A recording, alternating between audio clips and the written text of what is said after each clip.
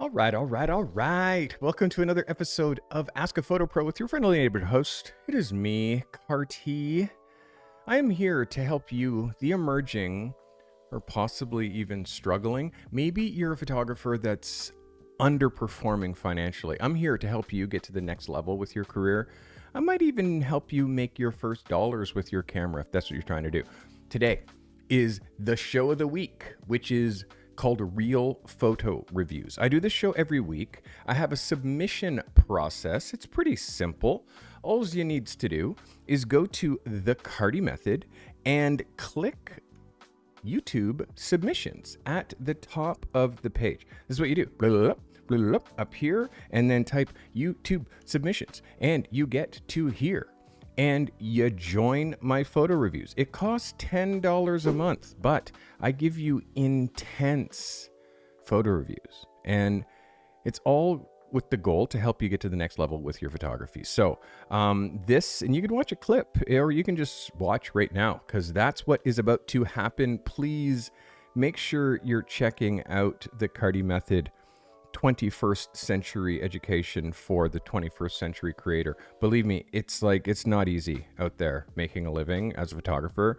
And I've been doing it for 33 years. I'm here to help you transition. I also have been helping photographers just like you make that transition from assistant to pro, from student to pro, from hobbyist to pro. And I've helped people rejuvenate a dead career. So that's what I do here. Thank you for finding me. The photo submissions, I give assignments every week. It's pretty cool. I give assignments, and these assignments are geared specifically to help you get to the next level, to help you make photographs for your portfolio, which is pretty sick. Let's look at the assignments folder. This is my community. This is what it looks like if you have access. By the way, if you're not in my community, please go to the Cardi method, click the community link at the top of the page and join. It is free. So the assignments are at the top of the page, and you'll see if I go back to assignments, this week's assignment, build your portfolio. And we are going to look at this from oldest to newest. All right. And we're starting with the one they call Dana. Dana McKenzie says, "Hey, Cardi and crew. I spent the last week visiting old friends in Vancouver Island. Wanted to use this week's assignment for a lifestyle photo since I missed the last one. This week's assignment, by the way, I will read it to you, was create a portfolio level photograph within your niche. Super simple. Create a portfolio level photograph within your niche. My only requirement is it had to be vertical. And it had to be shot this week. And it had to be an idea execution. I don't want to see taking pictures. I want to see making pictures. So an idea execution. This is Dana McKenzie. This is a lifestyle picture that was, I want to say, set up by Dana. Let's get into it. Dana, thanks for submitting. So I like the framing. The framing is good. Let's look at this as a cover. Let me just straighten my cover graphic here. Straighten. Oh yeah, I'm on the wrong screen. No, there I am. There we go. Beautiful. All right, much better. There we go. Much better. All right, so Dana, I like this as a cover. I mean, when you're aiming into the sun, it always has a tendency to wash out a little bit. It's always going to wash out a little bit. I definitely wish I saw a little bit more detail, but again, the vibe is there for sure. It's definitely a lifestyle picture. I said make a portfolio level photograph within your niche. Do you think that this is the best portfolio style photograph? Is this the best execution of lifestyle? I would love a little bit more close up. I would love a little bit more engagement and like set up in order to make it feel more like a made picture and not just a carefully composed catch of a moment. You know what I mean? So for me, it even walks the line a little bit as a lifestyle picture. Seeing all the photographs that I've seen you make, Dana, like, I don't know if this is going to make the portfolio. It's definitely a moment. It's definitely a vibe. But for lifestyle, like when we do a lifestyle photography search, let's just bring up Behance or bring up, let's just do a lifestyle photography search here on Behance, lifestyle photography, and creative fields, let's say photography. So, hello, let's go right back to where we were here. Back up one, please, right here. So, okay, did you really just ditch this lifestyle search? Thank you. Photography. Thank you. So when we're looking at examples of lifestyle photography, it's closer. Like it's always closer up. There's a feeling of engagement. There's a feeling of, you know what I mean? So when you're calling this a lifestyle picture, I'm like, okay, now let's look back at it, and you can see it's relatively, it's too far back, and there's not enough like making, and I think that there's too much taking for this, Dana. I mean, I like it. It's a cool shot, but I just think that you could push it a little bit further, and I think that you're trying to make something work as a lifestyle photo, but I really believe that you have to make that picture. And again, it didn't have to be a lifestyle photo, but it did have to be an idea execution. That was you taking pictures of something that you saw. I hope that helps. All right. This is Steve Bordeaux. I saw this assignment as an opportunity to redeem myself on a failed attempt in the past. Different subject, same shot, better results. We had to loop back around to this spot when the sun had moved enough to place my subject in open shade. This gave me the opportunity to get warmed up, both literally and figuratively, in 95-degree weather, with some shots at other locations in the meantime. I ended up in direct sunlight, which gave us a nice sun flare from directly above. Canon R6 Mark II 50mm 1.8, shot at 125th, f5.6 at ISO 100. This is Stephen Bordeaux. Stephen, thank you so much for submitting. Stephen B. This is a way better attempt, Stephen. I really like this. There's a vibe here for sure. The background, the sky, like the way that you really waited for the right time of day. So like this is a yes for me. Like this is an absolute yes for me. Let's look at this as a double page. As a magazine cover. Yeah, this is an absolute power picture. It feels super strong. Look at it as a cover. It really wins. The composition, like this cross composition that you have going on here, not just with the actual cross in the background, but the position of his arms pushing into each corner. This, the way his legs are working, it's great. Good head angle, although his chin is up just a little bit. Still, for me, this is an 11, Steven. Good job. Stevie B. Well done, Mr. Boudreau. This is a great shot. Perfect. I'd be interested to see what it looks like in color. Just for, let's see what the vibe is. All right, next up, Germaine Dean. It's a photo of my product photography. The idea I had in my head is the sale of the ring and tennis bracelet. I mainly have experience with small weddings, etc. Sony A7R to the Mark III, Sony 70-200 at f7. Not sure what it was zoomed at, but This is Germaine Dean. Germaine, thanks for submitting. Appreciate you. So the tennis bracelet and the ring is the main focus. The ring here is the main focus and the tennis bracelet down here. The tennis bracelet for me is a little bit low in the frame. When you're looking at this framing, this is an 8x12, meaning crossways this way is 8 inches and up down way is 12 inches. When you go to print, you lose an inch top bottom because Instagram is a 8x10 or a 4x5 format. So you're going to lose that much ish off the top and possibly about that much to try to save the tennis bracelet without cropping it, but you're definitely losing all of her face. So when you're shooting, you have to keep in mind always that Instagram is 4x5. That's like, I don't even know what I'm doing here.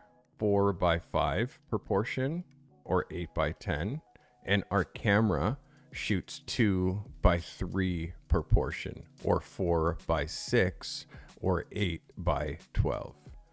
So these are like these measurements that you kind of got to lock in, which means when you shoot vertical, it's the entire, like when you shoot vertical, you're losing an inch on the top and the bottom. And when you're shooting horizontally, when you're shooting across 2 pages, you actually need the 8x12. So 8 inches this way and 12 inches this way. Now you don't crop this to an 8x10 because this is actually 2 pages in a magazine. Like it actually works out to be 8 proportion by 6, which ends up being a 4x3 proportion. So it's very close to an 8x10 and isn't very close to like a 2x3, but 2 pages in a magazine, that's why you don't crop your horizontal pictures. The last thing that I'm going to say about this, Germaine, is the contrast. The contrast is low. This is this is a black and white picture, but it's gray. This is supposed to be white, I think. It's also reading gray. Her skin is also reading gray. And you notice very much the skin tone here versus the tone of her arms, how her arms are so much darker than that upper.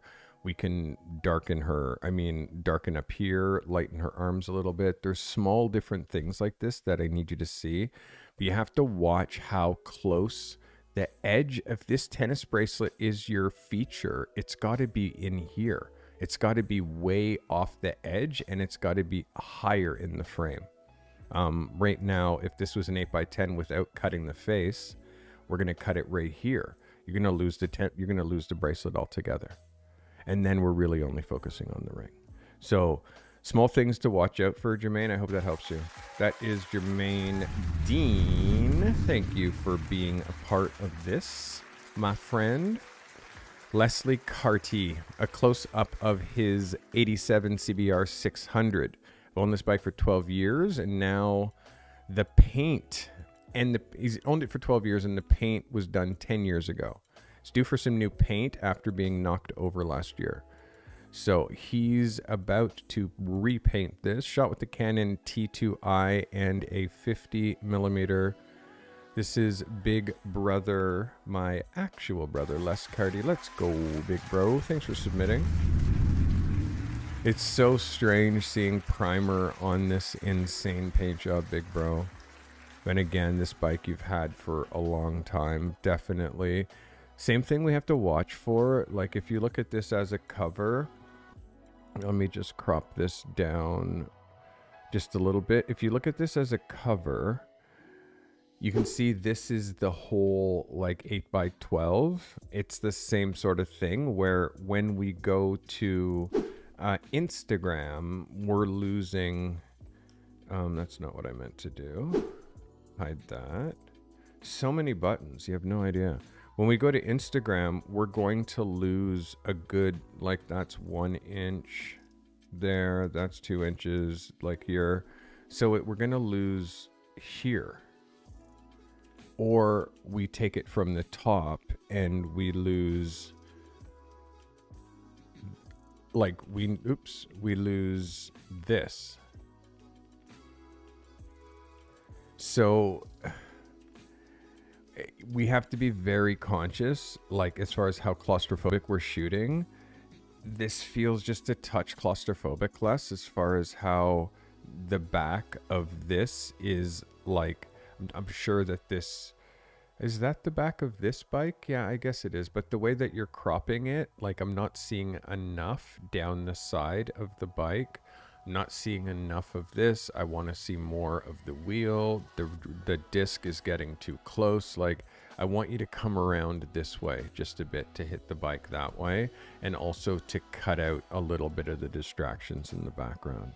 So for me, and also it's tricky because it looks like it was like a rainy day or late. And now the light that is on this bike is from the shop instead of natural light. I feel like this should have been shot in natural light. So I hope that helps, big bro. But yeah, just like more shots of this bike, really document it, give it space. Don't shoot it so claustrophobic. And claustrophobic meaning don't crop it so tightly, shoot a little looser. And then let's see the final stuff when you're finished. That is Big Brother Les Carty. Thank you, Les. All right. As a photographer, your portfolio is your voice in a visually crowded market. But are you confident that it's telling your story in the way that you intend? Many photographers struggle with showcasing their work effectively, often overlooking the power of a well-crafted portfolio. This is where my one-on-one portfolio review comes in. I'm offering you expert, personalized feedback on your work. With my 3 decades experience in pro photography, I bring you a discerning eye to your portfolio, helping you refine and package your work to make a lasting impact. We'll dive into the nuances of your style, the strengths of your composition, and the overall narrative of your portfolio in general. My focus will be on elevating your work, ensuring that it not only represents your skill, but also captivates an intended audience. Don't let your work go unnoticed. Sign up for a one-on-one portfolio review and let's fine-tune your presentation to the world. You'll come away with concrete steps to enhance your portfolio, making it not just a collection of pictures, but a powerful tool to elevate your photography career. Book your session right now, and let's take the first step towards making your portfolio as amazing as your photography. Next up, Ammon. Hello, wonderful people, and Cardi. This week's submission is my lovely wife. She is the principal secretary of a local high school and was in need of a new headshot. In celebration of getting my small home studio set up, I did a full run like how I would do. Shot tethered with an external display for instant review. Fuji X-T5 27mm 1.2, ISO 125, 2/50th of a second at f5. The strobe on a 4-foot parabolic softbox reflector below. This is Ammon. Let's go, Ammon. Thank you for submitting. Secret time. We're going to look at this version, which is bigger. Wow, Ammon. This is really great. Really, really great. A great portrait. I like the sensibility. This is really dope. Like it's nice and easy. It's easy to look at. It's like a great natural smile.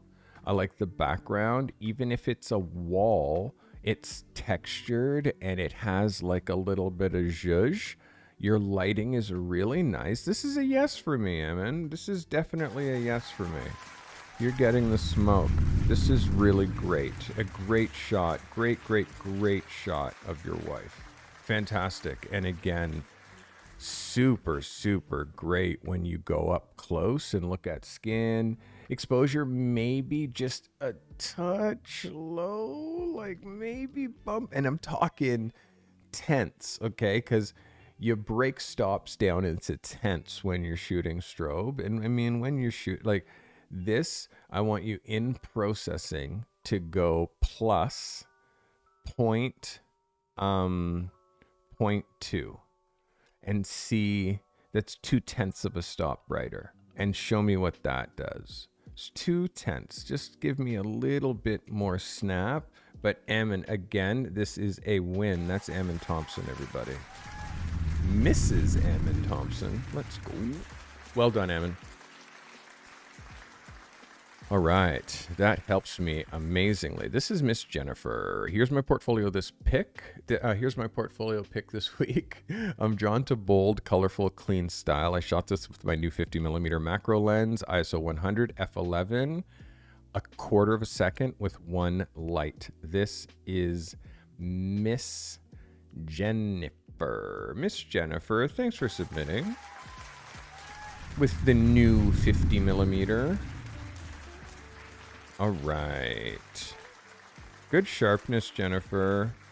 Good sharpness here. I really like this. Let's look at what's happening with the color. I want to make sure that you're not shifting your colors or increasing your saturation too much. What happens in places like here where it's one color here and a different color here at such a contrast, and along here, if you start to bump your saturation too much, you get bleed. And that bleed happens on these edges. One place that I'm noticing this really become predominant is back here. Because this is so out of focus, I'm noticing this hard edge of color that's not blending properly. Now, I don't know if that's your sensor or if that's something that you're doing in post, but you do, I mean, I see it on my 4K monitor. I'm sure you see it as well when I enlarge it at this level. But overall, this is a good effort. I feel like this pencil altogether doesn't need to be there because we're not seeing enough of it. Also, these pencils, I want to see these ones, push them down that way so I actually see the tips of this green, and this skin color. You have a bunch of pencils over here that aren't really a part of the frame and the package. I feel like your set building is like, that's where you need the most work, like the sets that you're creating, because this, I don't know if that's necessary to be there. And if you think it's necessary to be there, then it's got to be more in the forefront. Have the pencils coming out of this. If this is a coloring book, I mean, to me, this looks like it's the package for the pencils. And then this back here is like a duplicate of this. So this is a scenario where I would do a creative top down. Like figure out how to do a top down in order to use the yellow and not be breaking up this great yellow background that you have by including everything that's happening up here. Let me show you an example. When I click, or if I zoom this picture in, let me just hide me now. If I zoom this picture in and then scroll up so you don't see what's happening like up there, now suddenly this picture is more interesting, just like that. It doesn't need to be more complicated. And I think that's a problem when you're doing your still lifes, is you're trying to like do too many things at once. The thing that you have happening down here, this is one picture, but then you're building this other picture back here, which is, yes, splashes of color, but ends up distracting because it's not sharp. And then this and this design on the front and this band of pink, this whole thing just ends up being distracting. So you're making one photo here, one photo up here, and then another photo down here. Just shoot this photo and make it interesting enough that people want to look at it, because you're right now making people's eye jump to three things. And when people get visually distracted that way, they just click away. If you're trying to stop the scroll, use blocks of color. Use blocks of color. And I showed this yesterday. Here, like, there's nobody who uses blocks of color better than Scott Cicchino right now. Like, again, I'm showing this because look at the way he's using. It's just one element. He's not trying to like, also, now let me flood the background with a bunch of related stuff that makes you understand that this is pencil crayons and here's the package that the pencil crayons come in and here's a coloring book that you could color in. It's like, it's too literal and it makes your audience feel stupid. Don't do that. Just show block of color, a block of color and your product. Look at how many creative ways that he's just using color blocks. So when we're now looking at, oops, that's not the right photo. We're not looking there. But whenever now we're looking at this, Miss Jennifer, you're seeing that you have the color block, but you're not using it correctly. Like make the pencils all together, make them all sharpened at exactly the same point, like line them all up super meticulously and then put them against a yellow background. Like literally these pencils are upside down. You don't hold your pencils upside down against the ground. The pencils are always up with the point up because putting the pencil against a background is dulling the pencil. So no one would ever store a pencil point down. So these things, like, imagine you do a top down. This is your background. This is the square or the rectangle. Okay? Then you have pencil crayon, pencil crayon, pencil crayon, pencil crayon, pencil crayon, pencil crayon, pencil crayon. And they're super sharp, super sharp, super sharp, super sharp. They're all at the same height. And then this is yellow. And then that's it. Like, I'm trying to figure out how you're trying to like just grab a whole bunch of elements and then do the still life when it's like, it's so simple. Just do it. Be simpler with your elements. Don't try to include this. Don't try to include this. Make this your feature and make this interesting. And also the shallow depth of field thing where you have this in focus and this out of focus is like portrait photography vibe. That's portrait photography mindset when you're shooting products. Now let's look at a product photographer.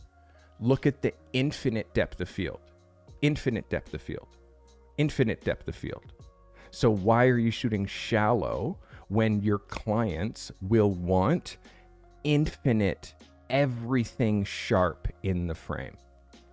So I know you just got this 50 millimeter macro and you're practicing with it, but you have to use intelligent imitation to see what working pros work looks like. You're not seeing this cake with this part of the cake in focus and it going out of focus as it's going down the cake, because that's not how products are shot.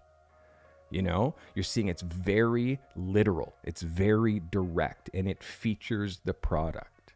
So again, I'll show you Rohan, who is another Agalawate. There he is.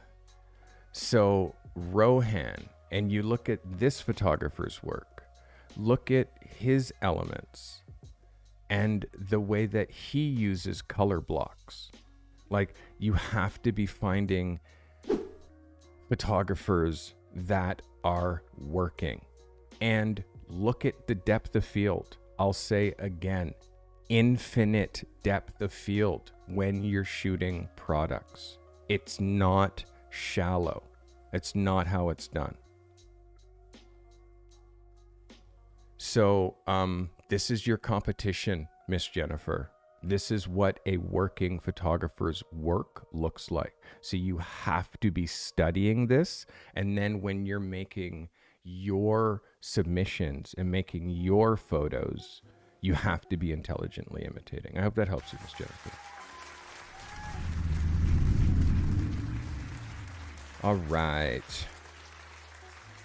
You can see, like, I'm trying to coach. I'm not trying, oh, that's pretty picture. This is great. No, because that doesn't help anybody. It doesn't help anybody for me to be nice. It helps me to be kind. It helps you to be, if I'm kind. And a kind person is going to tell you the truth. The truth sometimes is harmful. I mean, it hurts. But like, what's more harmful is not knowing the truth and thinking that you're on the right path when you're on the wrong one. Because people are just patting you on the back. Oh my God, you're great, you're great, you're great. Like that's harmful. That's when like you find yourself not knowing what you could do next or how to market yourself or anything like that because you've been listening to bad advice. I'm trying to teach photographers how to be monsters in the industry, monsters, and command top day rates. And again, you guys know Scott Cicchino. He's Tin House Studios on YouTube. Like, he's a great creator, and he tells you very much like it is. It's he's a product specialist. So, all right. Sebastian Kawaka. This photo made with natural light inside a sushi bar. Unfortunately, I was forced to do a few abracadabra with generative AI on the background. Idea behind was to create this headshot for a professional, but still a casual vibe. Generative AI on the background. I have to look at it. Sony A7 IV 35mm ISO 800 f5.6 at a 400th of a second. Wishing everybody an amazing afternoon. This is Sebastian Kawaka. Let's have a look, Sebastian. So, again, if I hadn't have known that you use generative AI in the background, like, I wouldn't really have known it. There's a couple of, like, flaws here. In this kind of a situation, like, yes, I think it's important that you tell me that you're doing that, but for this particular photo, like, I'd really like to see what the before photo was. Like, what was the background before, and was it necessary? That's my questions. You know, as a photo, this is dope. And I know you're not using AI to make her or light her or anything like that. I'm assuming that it's just, and again, I want to see what did the background look like before. I need to see what the background looked like before, because really, if you just told me this was a shot, I would have believed it, you know? Obviously, there's a little bit of stuff happening, like here around the hair. That edge looks a little bit artificial, but again, that could just be hair cleanup. Like, Sebastian, this is a strong portrait. It is. It really is a strong portrait. It's naturally lit. There's definitely some dodging that you can do in this corner here in order to bring that darkness like into a little bit of light, and a little bit of dodging that you can do under the eyes to make that like a little bit like, I mean, we always have to do that with females if we're cross lighting. Like, if you put a pencil in the snow and it's cross lit, it's gonna push a shadow. Of course it's gonna push a shadow. So the way that you control these micro bumps and these micro wrinkles is by lighting from the front. But again, overall, this is a good photo for me. I'm about it. It's nice and easy. It's unpretentious, and it's definitely something that could go in your portfolio. So it's a win. But I definitely would like to see if you could submit, maybe in just chatting, what this photo looked like without the background change. Because again, I'm always trying to encourage not using AI to do work that you could do properly on your own, you know, locations that you're fixing the background of because you didn't pick the right spot, that kind of stuff. It just breeds laziness, and that's not what I teach here. I really teach finding the right location, finding the right light, and really keeping contemporary photography alive. You know what I mean? That's what I'm trying to do. I understand every once in a while you need to fix. I get that. You need to fix a little bit, but generating an entire background,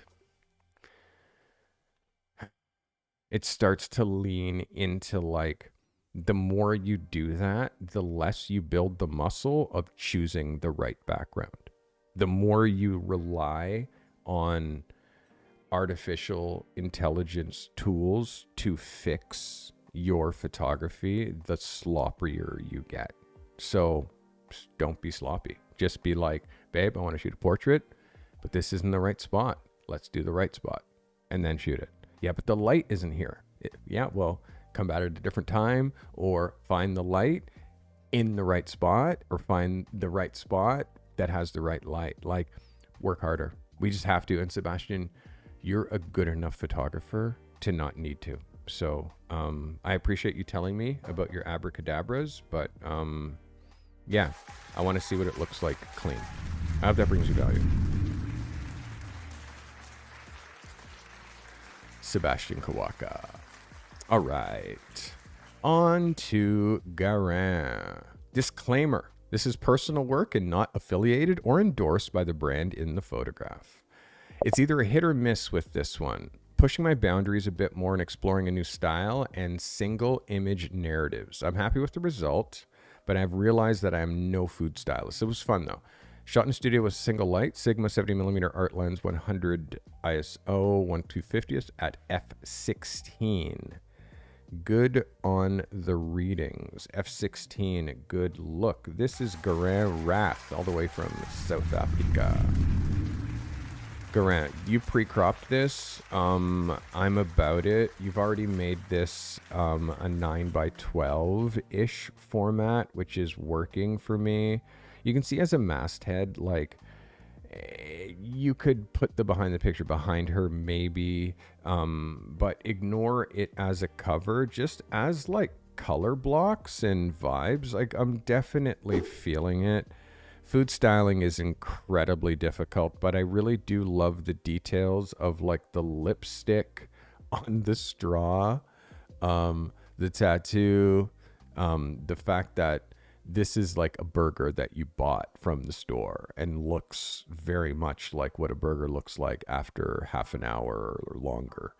You know, as far as the food, it's real. You know what I mean? There is no propping or like, you know, glossing or making this like look any better than it actually does when you order it. So I overall though, I think you did a great job. You did a good job with the styling. Where her arm is going out of frame, like that's where you're missing it for me. Like, how we can do this is we rotate the tray so the tray hits a little bit this way. You make a little bit of room for her hand to go in, or you have her second hand grabbing a second burger. Like, I don't love her hand going out of frame, because just this gives us anxiety when we're not seeing where this arm is going or what it's doing.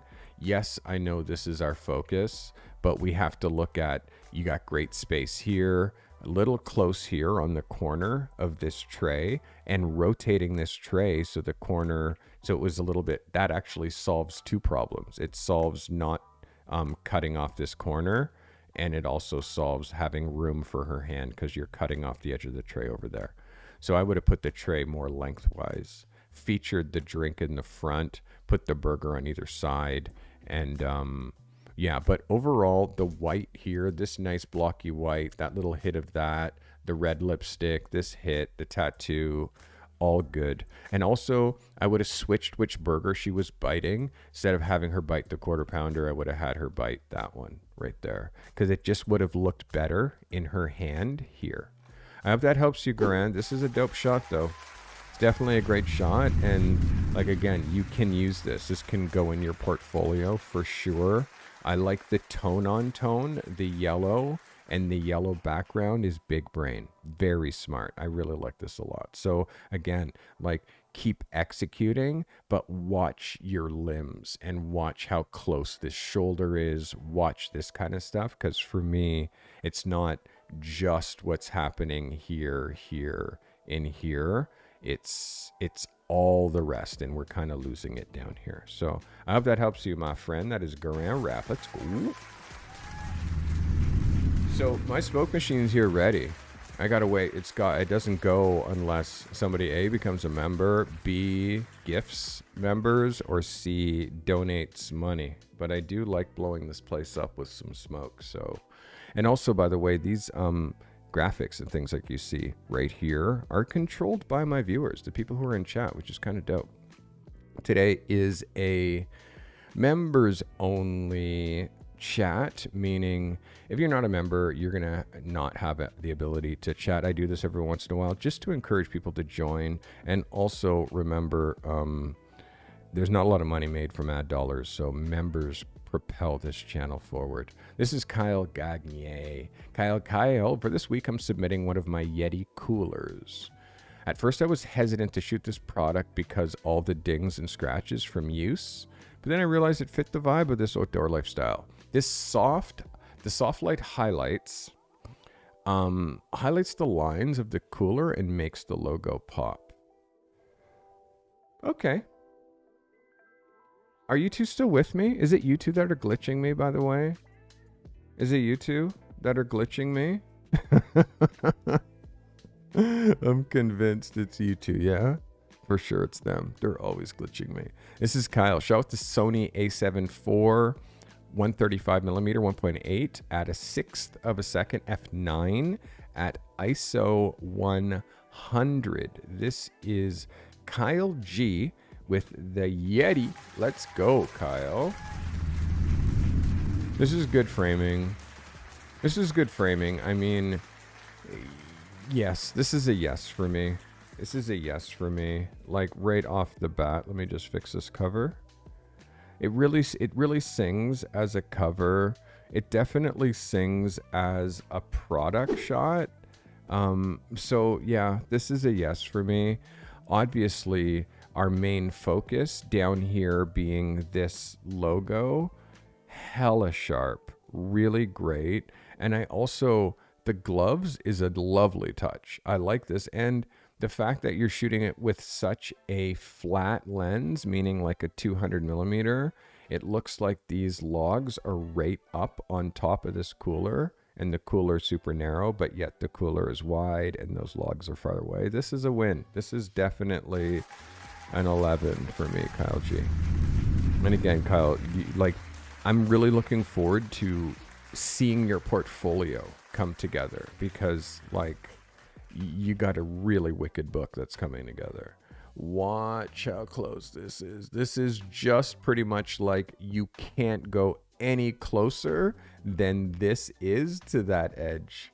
Like you see that, like this is at full size. Just watch how close that is. That's the only thing. I know you wanted it to be offset, but I would have pushed those gloves so the finger ended like here, and used this to mold them just a bit. But again, it's still a win for me, Kyle.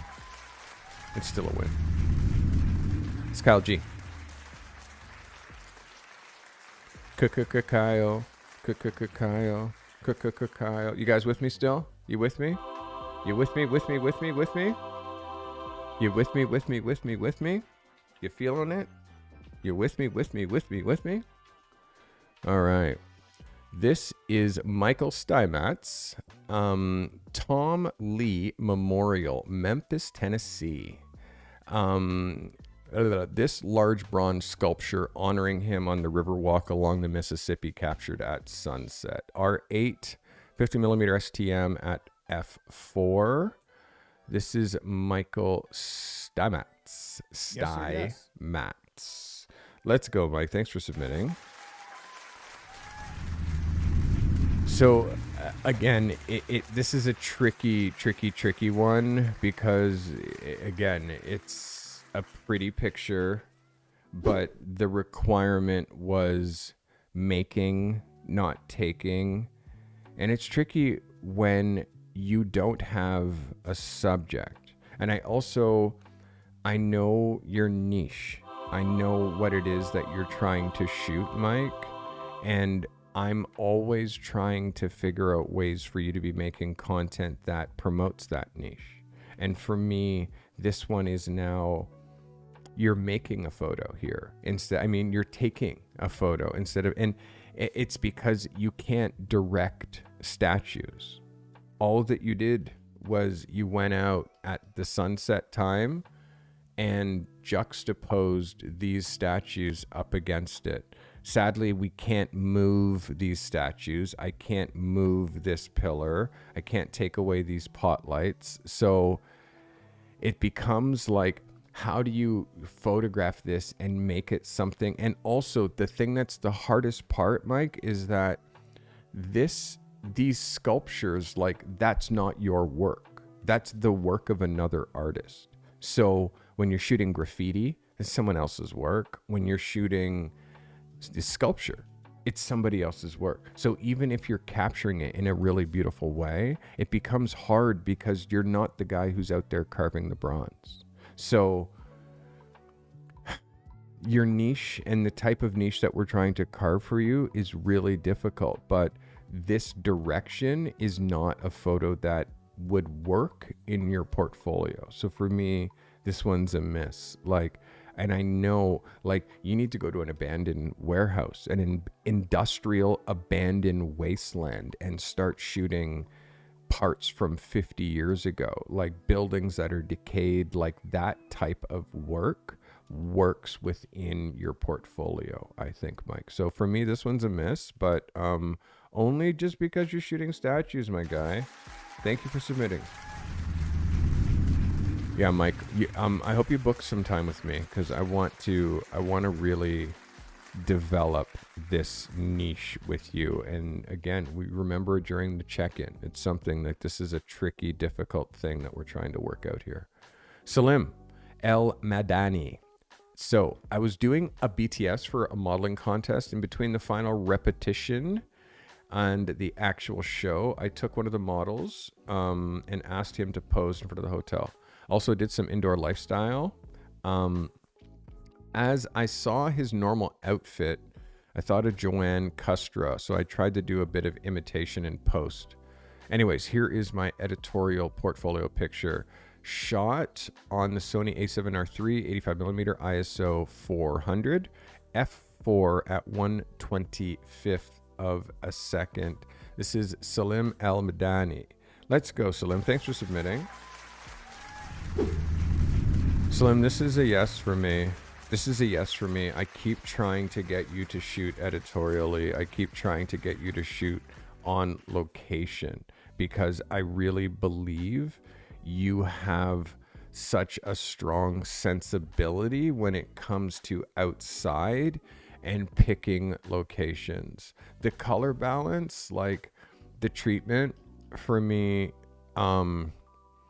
that's where it's like, for me, it feels a bit yellow. I'm not really a treatment guy. I like straight photography. And when you look at some of the like biggest photographers in the world, Michael Muller, Jeff Lipsky, like when you look at these shooters, you don't see any crutches. There's no hooks. There's no tricky color balance or weird things. Like it just, like, they don't have to, because like the idea is good. Like if you look at fashion photographers like Sty and look at how it's like, wow, well, he's not doing any weird treatments or weird color balances or anything. Like skin looks like skin, fabric looks like fabric. There's no yellow tone, warm tone, presets, LUTs or anything, because that's tacky. That's for YouTubers. That's like not like working photographers. Like they don't do that.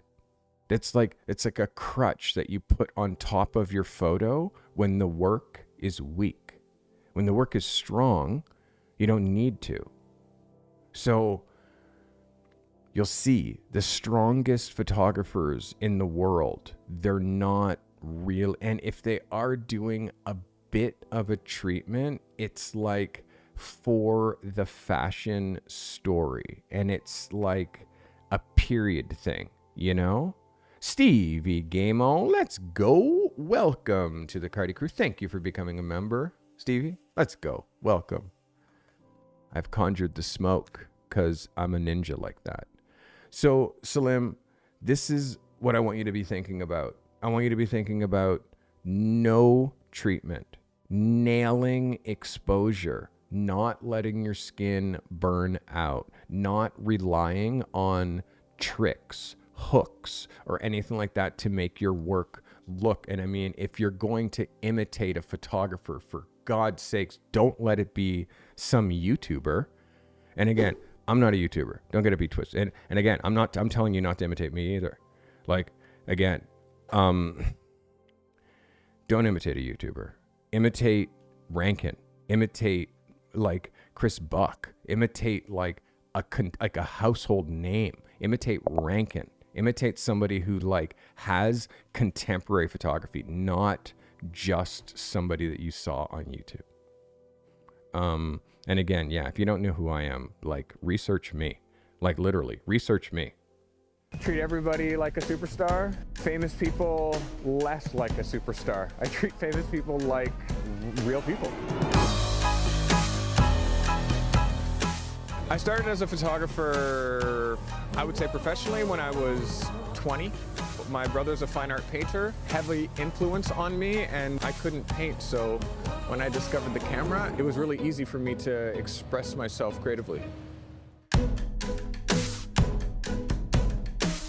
Everybody's in the business of glorifying celebrities, so capturing them, it's already glorifying them by photographing them. So if I can get them a little bit more understated, I feel like it brings up the real. In 1997, I shot Tom York from Radiohead, most important picture of my career. In 2001, I shot Pharrell Williams for Peace magazine. Again, very important picture. Colin Firth, a week before he won his Oscar, career moving pictures where that picture propels a whole new wave of clients, a whole new wave of people looking at my work. I think pivotal career-changing pictures are more important than favorite pictures, because they're all my favorite.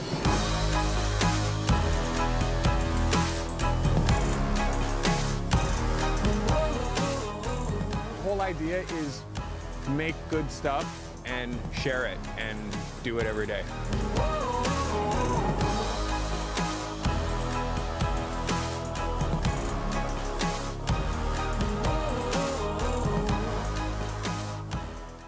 Just in case you're trying to figure out who's talking to you. I've been doing this for a minute, 33 years, seriously. And what does a photographer look like? All right, Salim, listen, I really am proud of you, my guy. Like, Salim's been in my mentorship program. He's in my legacy program, meaning like Salim gets mentorship from me every month, ongoing, and it's been happening for, I'll say 6 months or more, maybe 7 months. Salim, your progress with your location photography, your progress with your studio photography, your exposure, like the way that you choose style, like the people that you've been shooting, you've come a really, really, really long way. I want to see this photo without the treatment.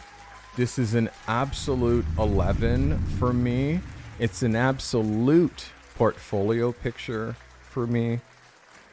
The smallest thing, this distracts me a little bit up here.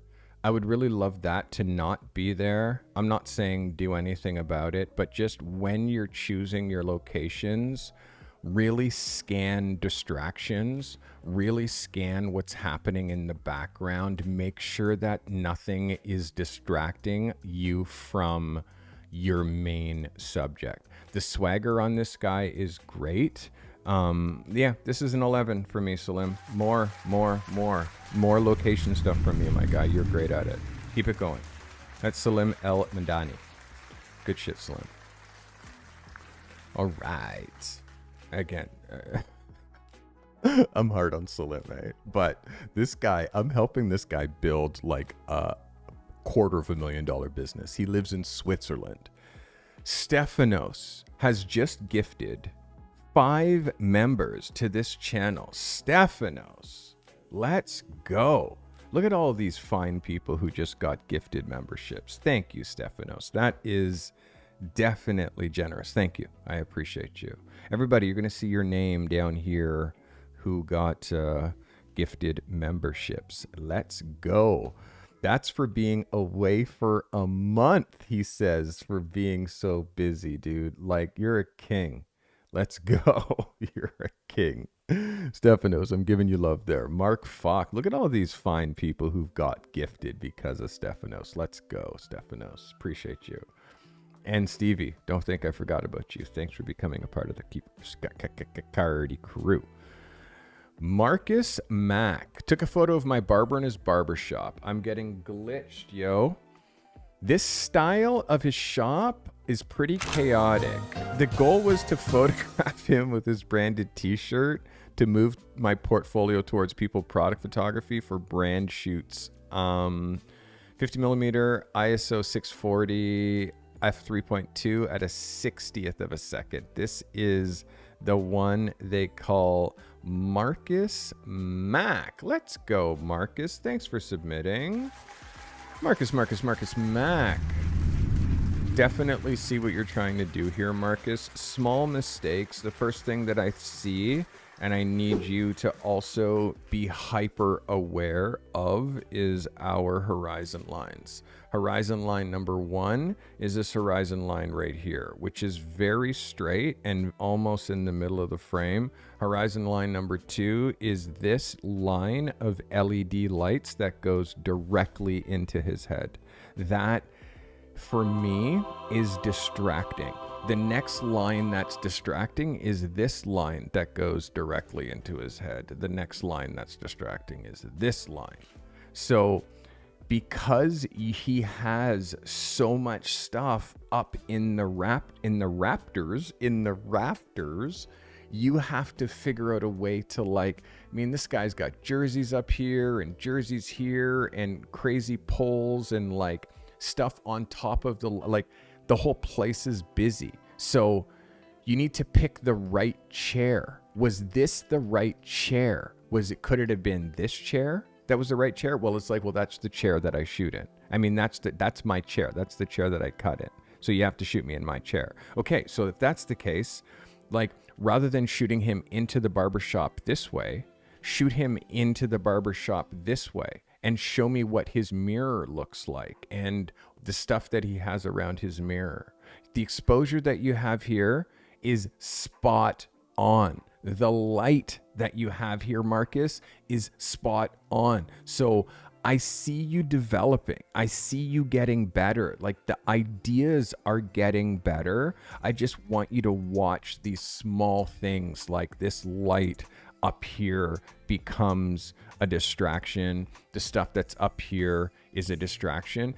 This background back here is really interesting. So how do you make this barber shop? Like, the hard thing is this doesn't look like a barber shop. It looks like a boxing gym. The only thing that makes it look like a barber shop is the chairs. But he's got so many athlete sports things in there, it doesn't make you think barbershop. It makes you think not. So small thing, but I want to see more frames because I know you didn't go in here and shoot one shot and peace out. I know you shot a bunch. I'm not sure if this is the exact frame, but I'm so proud of you. By the way, Marcus is 21 years old, and this guy, he's in my Pro Accelerator program. Marcus is like first in. He's in every one of my coaching calls. Like, he contributes, he's pushing. This is the beginning of something, Marcus. I need you to keep pushing, and I want to see alternative frames here because I think there might be a better frame. I hope that brought you value, Marcus. Good shit. Marcus.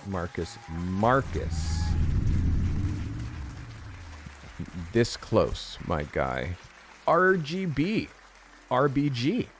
But it's RGB, isn't it? RGB? Red, green, blue? But you're red, blue, green. RBG, welcome. Thank you for becoming a member. Welcome to the Cardi crew, my guy. Appreciate you. Yo, now you can follow what these guys are doing with the glitches. Stephen B going crazy. Welcome, welcome, welcome.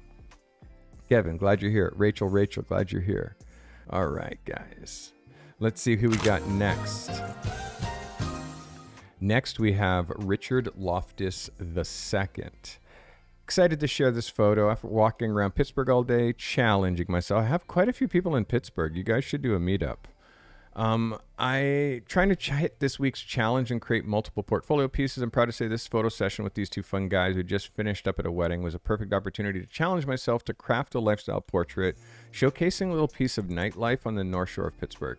R6 Mark II, 24-70, 2.8 at 50, 20th of a second, 3.5 at ISO 2000. All right, so 20th of a second with a 24-70 is slow.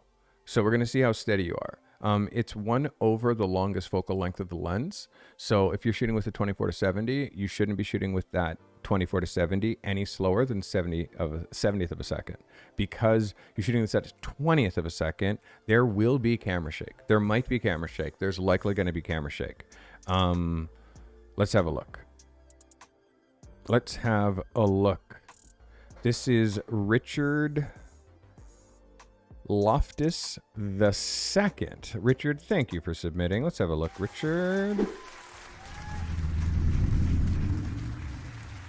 So, as predicted, let me hide myself here. As predicted, when you're shooting at that shutter speed and you have like these guys are not holding it, they're kind of in motion. I see the motion of the smoke, but I definitely see that softness that's happening back here. It's for two reasons. Number one, depth of field, because you're shooting almost wide open, and number two, this lack of sharpness is happening because of the 20th of a second. You're getting micro movements. A quarter or a fifth of a second is quite slow for the idea that you're trying to do.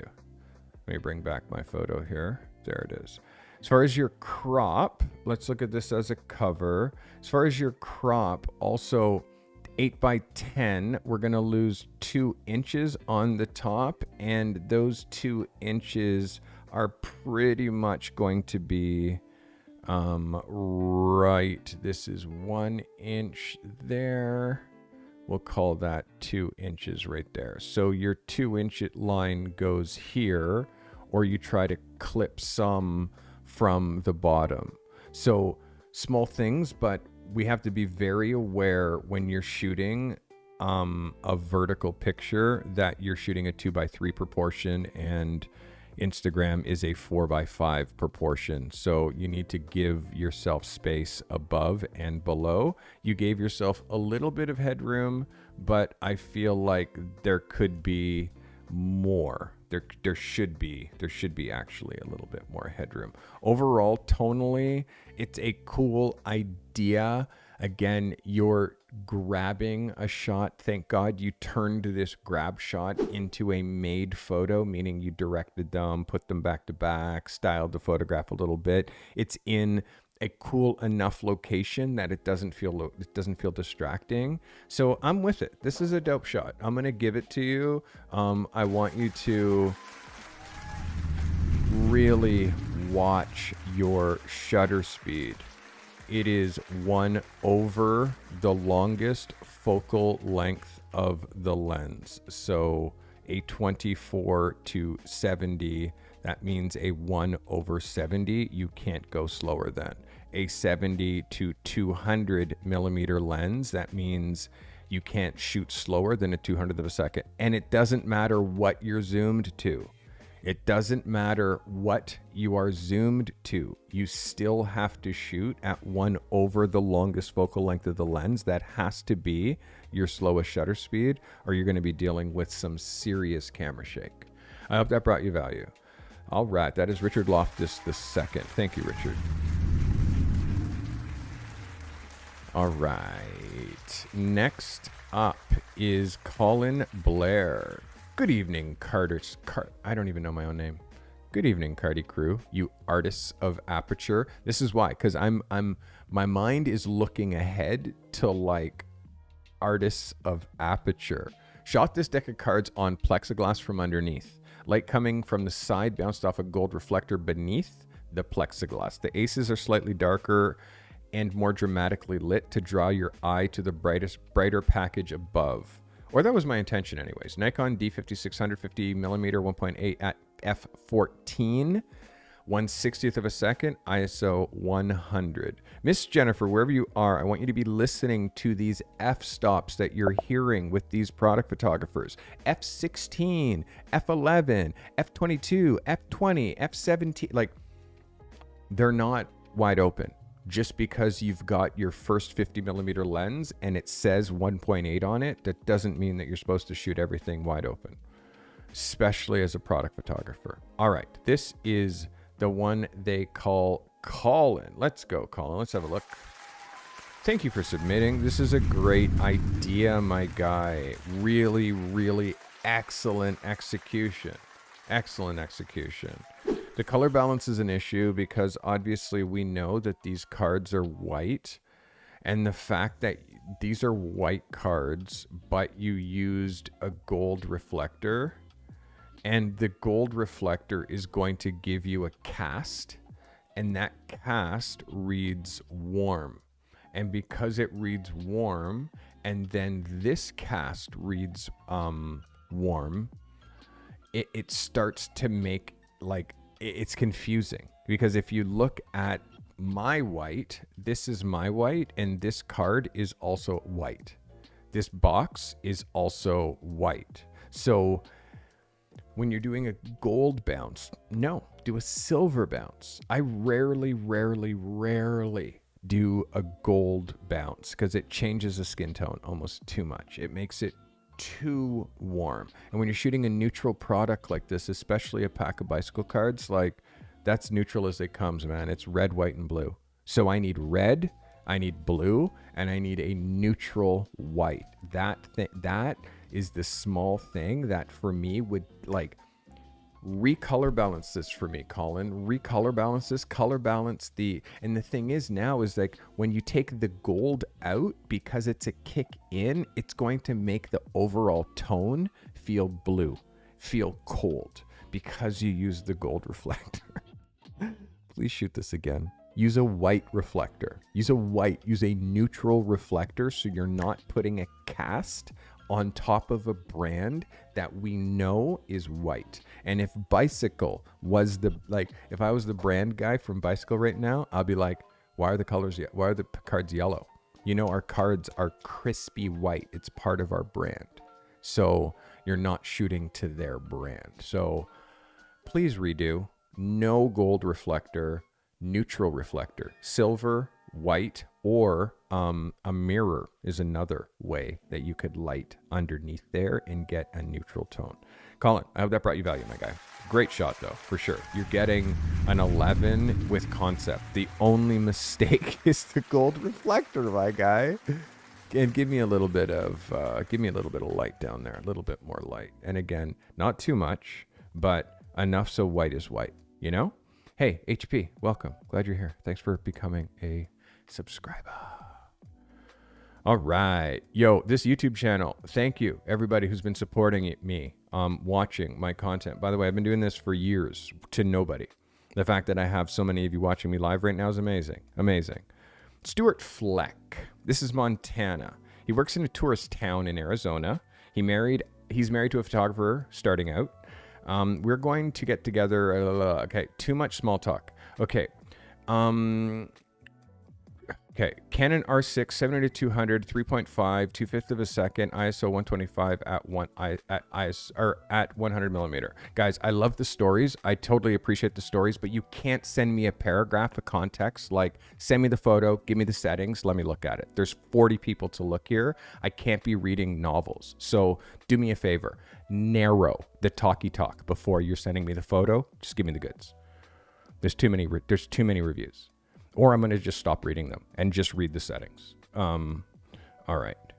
This is Stuart Fleck.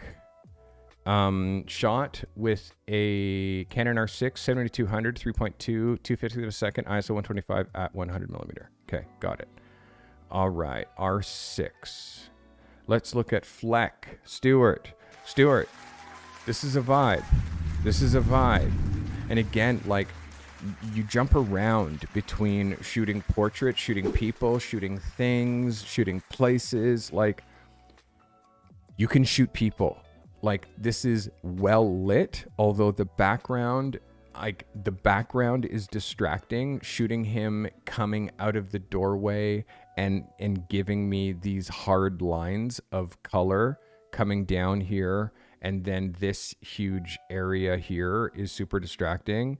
The way that you cut this line right here, leaving that light part, it's a little distracting. Like, so there's small, but the light that's on his face, the light, the attitude, the look, like his styling. Like, obviously this guy works at this place that you are. Obviously he's one of the cast of characters, gets hired to be there. I'm hoping that at some point you're going to be able to direct him so his arm isn't going completely out of frame. Like, I really would love, like, his hand is here on his watch, but I would love if his other hand was a little bit higher, or you gave me a little bit more picture. But the first thing, if I was directing him and I had the opportunity to say, hey, I'm shooting a photo of this guy, is this background, is this where you're going to put him? Is this where you're going to put him? You know, like, although it's not as distracting as it could be, it's still distracting. So the tone on his skin is great. The focus is great. Like, look how much stronger, even just close up like this. Look, I'm going to hide my grill here. I'm going to show you an alternate picture here. We're going to zoom this in till it's full frame like that. Now, it's definitely center biased. So now we're going to just bias it a little bit more to the right. I can't make it any bigger. But you imagine this now, it's almost less distracting and now way more a portrait. And if I could punch in, can I punch in a little bit more? No, it won't let me. Yeah, Stuart, I feel like you're so close. You're so close with this. I want you to be engaging more with these subjects, engaging more. Don't be grabbing photos, be engaging and say, hey, can I take your portrait? Can you stand over here? Can you do this? Can you put your foot up against the wall? Can you put your hands in the pocket? Like, that's what I mean when I mean making pictures. Like, you have to direct people. It can't just be where they are and you grabbing it. The biggest distraction for me is this, what's happening right here with this partial door open and the way that his arm cuts off. Even if you cut the picture here, now that arm being cut off isn't quite as distracting because of the way that it's shot. You know what I mean? And his fingers are really close to the bottom of the frame. You're actually going to lose at least that much if you go to print. So, small things to watch, Stuart, but practice makes perfect, my guy. Keep shooting. And I'll say again, you shoot a lot of different things. It's impossible to progress at the speed that you're trying to when today you're shooting a portrait, today you're grabbing a picture here, next day you're shooting this, next day you're shooting a car, next thing you're shooting something that you saw. Like, it's photography, but you can't get good at any one thing unless you obsess over it. And you're not obsessing over one thing. Miss Jennifer, obsessing over product photography. There's Kyle G, obsessing over location product photography. Like, and you can see these people who are obsessing over a specific area, a specific niche, their work is going at a way higher rate, way faster, because they're holding the magnifying glass in one spot. Obviously, something's going to catch fire. You hold the magnifying glass on this spot, and then tomorrow you're like, okay, now it's on this spot. Okay, tomorrow, now it's on this spot. It's like nothing is catching fire because you're not focused. So, Stuart, if I could give you one thing, choose people, places, or things, and then a specific niche within people, places, or things, and like drill down, bro. Really, really, really get into it. I hope that helps you, Stuart. All right, that is Stuart Fleck. I've seen pictures of your wife. I've seen, I'm really trying to and I want to help and I want to understand what you think your niche is. The more I understand what you think your niche is, who your audience is, I want you to think about this with every photograph that you make. And this is everybody who's watching right now, with every photograph you make. Who would hire me to do this? That's the answer that you need to have. You need to have 10 different answers for that. Who would hire me to do this? Who would hire me to do this? And if you're making a photo or you're taking a photo, meaning I saw something that I thought was cool, pretty tree, pretty bird, that cool guy standing over there, any picture that you're grabbing, who's it for? Who wants it? If you can't answer who wants it, then it's just you want it. And if it's just you that wants it, then you're not making any money at this. This is why you have to choose a niche. The niche has to have a market that wants that work. And every time you do an assignment, every time you pick up your camera, you need to be building on that foundation. Because then your social media, it's if you shoot headshots, every time you shoot, you're learning. You're shooting a portrait. You're shooting a portrait. You're shooting a portrait. Now your social media, it's a portrait. It's a portrait. It's a portrait. It's now someone who needs headshots, they start looking at, and now your stuff starts coming in their feed because that's what you do. It's headshots. Even the algorithm can categorize you once you know what it is that you shoot. If you're a car photographer, shoot just cars. Guess what? Post just cars. Guess what? Car enthusiasts will start following you. Those people have cars. Then you start getting jobs because your content gets pushed into the right people. When you're shooting car today, bird there, street photography, portrait, my cute friend, running shoes, blah, blah, blah. It's all photography and styly and cool because you think so. But how do you market that? It's just like a photography service. I can do anything. How good are you at any of it if you think that you can shoot everything? You can't really even possibly be half-ass at anything if you think that you can be amazing at the plethora of different genres there are out there.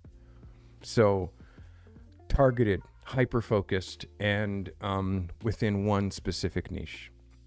So Anna says, I missed a couple of submissions because I was overwhelmed at work, but I was determined to complete this one. It was hard to pick just one photo, but here's the result. Thanks for your feedback. This is a Nikon D8 D780, 35 millimeter, 1/60th of a second, ISO 400, f2.8, shot with window light. This is Anna Kaaya. Anna Kaaya, thanks for submitting. Anna, I definitely am feeling this as far as a portfolio picture, as far as a lifestyle picture. This is a banger. Your exposure is right. This girl is in a shopping cart. She's lit. It's a cover. And it's unpretentious. It's fun. And it's simple. This is a yes for me. Somehow you managed to get window light, the right light on her, the right exposure in here, great focus, crispy white teeth, white nails, and then you're letting your color balance fall off to what it looks like in the winners in the back of the store. So this is a yes for me. There's a small little distraction here on her waist, which is like a purse or something. Look, if I just hide that and pretend that little piece of white, anything that's bright is going to catch our eye. See how much nicer that looks right there. Again, this price tag back here, small thing, but it's can you turn this hanger the opposite way to hide that price tag? But the thing is it shows you that you're actually, it reminds you, that price tag actually reminds you that you're in a shopping cart, that this girl's in a shopping cart, the hanger edge. Again, yeah, this is a yes. Yes, there's a bunch of stuff that's growing and going through her head. Yes, but this smile is so bright. The fact that she's on her phone, it's so busy. It works. You're actually shaping her face because you have all this distraction around her, but really in here, it's quite a banging shot. This is a yes for me, Anna Kaaya. This is a yes, yes, yes, yes, yes. Yeah. And you try hard. You try hard, and your ideas are great. I don't want you to ever stop swinging for the fences. Keep swinging for the fences, girl. Good job. Good shit. Again, I judge everybody against you. You're not being judged against anybody. You're being judged against you. And if you've submitted before, I know what you're capable of. So I'm always trying to nudge. All right. This is Nina Gallagos. So the idea behind this is to show all the work it takes. So I laid out the tools to make one and then showing off how simple it is with comparison. I used fairy lights and a longer exposure to get the effect. I took patience, but it was worth it. Shot at f10, 1.3 second, ISO 200. This is Nina Gallagos. Nina, thanks for submitting. Glad you're here. This is a yes for me. This is a yes. It's super dynamic. The top down is really working for me. Watch the flower for me. Let's look at this. Look at it as a cover. Okay. Definitely great as a cover, but I want to watch this placement. This here, you move this just up just a touch. This here, you move this over just a touch so you can watch the edge here. You have great edging here, meaning you're giving yourself lots of space, but you're not giving yourself space down here at the bottom. So this is an incredible photo, The fiber optics is amazing. Like coming up with the idea to light this, Nina, so sick. I don't even I know what this is. That's actually great that you chose a transparent one. But again, I think that even like taking this flower and dropping it here would have solved the problem. I think that would have solved the problem. And it's just these three lined up, small thing. But I think just taking this from here and dropping it right here would have solved your problem. And then that now would give you a little bit of room for this. And also just because that raw is upside down, I would just rotate that so it goes the other way. And then place it this way so it reads that way. And then that is up here. And then you have space under here. You got good space over here. This isn't a factor anymore. You have good space here. And yeah, that's the thing. For me, it's like, yes, just do it again and get insane when it comes to your layouts. Make sure that you're not cutting anything off. This is a no-no, especially product. I hope that brought you value, Nina. This is a fantastic photo. Fantastic. You're getting an 11, girl. And I can tell you reached for this one because you missed last week. So, I'm glad. Good shit. Okay. What was that assignment I was going to give you guys this week? I had a good one. Well, it'll come to me. That was Nina Gallagos. All right. Who's next? How's our time? We've been going for 90 minutes here. This is Marilyn Oliveros. Okay. So this is my submission for this week's portfolio level photo. So, Ollie the Rose. Marion. But it says, yeah, anyways, you're Ollie the Rose. Oliveros. That's what I'm saying. Canon 5D Mark IV f3.5, 250 of a second, ISO 200. This is Marilyn. Let's go, Marilyn. Thank you for submitting. Let me open this larger, please. There we go. Let's have a look at the focus. The on-camera flash, I want you to start to try to work yourself away from. You can see the on-camera flash like that direction of the light coming directly from camera position is a sure tell. It gives like very deliberate catch lights in the eyes. But as far as like your execution, Marilyn, this is a yes for me.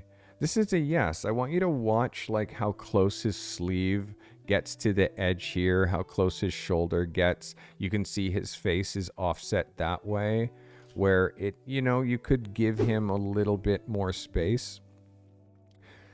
I know that you're trying to include the engine, but this is important. This is important. It's a super busy background, but I'd rather you include him. You know what I mean? Include a little bit more of him so you can center him and pull his face a little bit more that way. And like, again, an engine block is an engine block. I don't need to see just all of this extra blue. This red rag, I probably would have taken that red rag away because it's a color block, a bit of a distraction. Although it is balanced, like there's lots of red things in here. Let's look at it as a cover.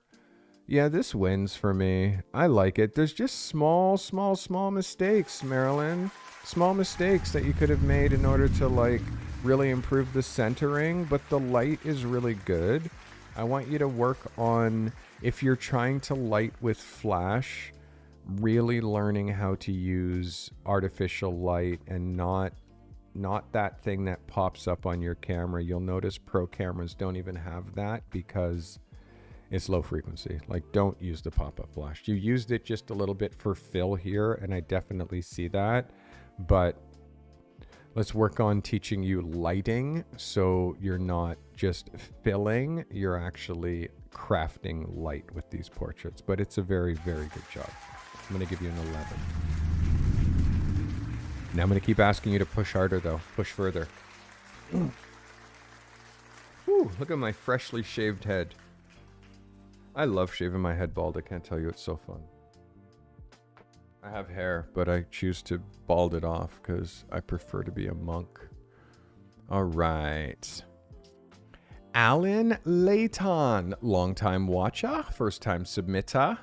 You've made such high value content on this channel. I thank you for that. This portrait incorporates an element of my estranged hometown, rural Pennsylvania.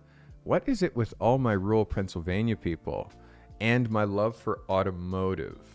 All right, so this is natural light portrait with the with Lightroom Photoshop edits, Canon 5DS, 80 millimeter on the 70-200 2.8, shot at f2.8. Make sure you're not shooting wide open. I'll say that a couple times. Don't shoot wide open. Sharpest aperture is almost 2 stops down. 2.5 stop down from wide open. That's the sharpest aperture. Shot at a 4,000th of a second at ISO 500. All right, this is Allan Leighton. Allan, thank you for submitting. Allan Leighton. Let's go, Allan. Thanks for submitting. Let's have a look at this close. So I'm wondering what you're doing in post, because there's definitely some weirdness happening here with, number one, hair does not look like that against background. Number two, you're doing some sort of blending with skin, which you're taking a camera that has such high resolution and you're absolutely butchering your files in post, like butchering them. It's your exposure here is so off, but I can't see and I can't help you because you're fixing it in post. This is no bueno, my friend. Like, I want to see this photo with no Photoshop. And I also want you to learn how to shoot this stuff so you don't have to murder your files in post. Do not think that someone like me with my experience is not going to look at this man's pants and say, where's this picture here? Where's the fabric? There's no fabric detail. Sorry, I'm way too zoomed in. There it is. There's no fabric detail in the pants. Like whatever filters, sliders you're doing in Photoshop, you need to stop that immediately. Like it's too much. You're doing too much slider left, right, and it's actually, you're losing all texture. So yeah, and when you're having a background this dark and this kind of like cut and paste look to the hair, this isn't photography with a $4,000 5D S. You know what I mean? Like it doesn't look like that. And even what you have to do is look at what your favorite photographer's work looks like when you see their work that close. And you see like there's no like extra zhuzh. This is just, there's no Photoshop. This is what it looks like out of the camera. Other than just like the slightest bit of retouching, it's like this is out of camera. So there's no radical sliders. It's just a little bit of contrast, a little bit of like micro movements. If you're doing massive movements left and right on your sliders, it means you're missing the boat in the shooting. And I want to see this photo with no manipulation.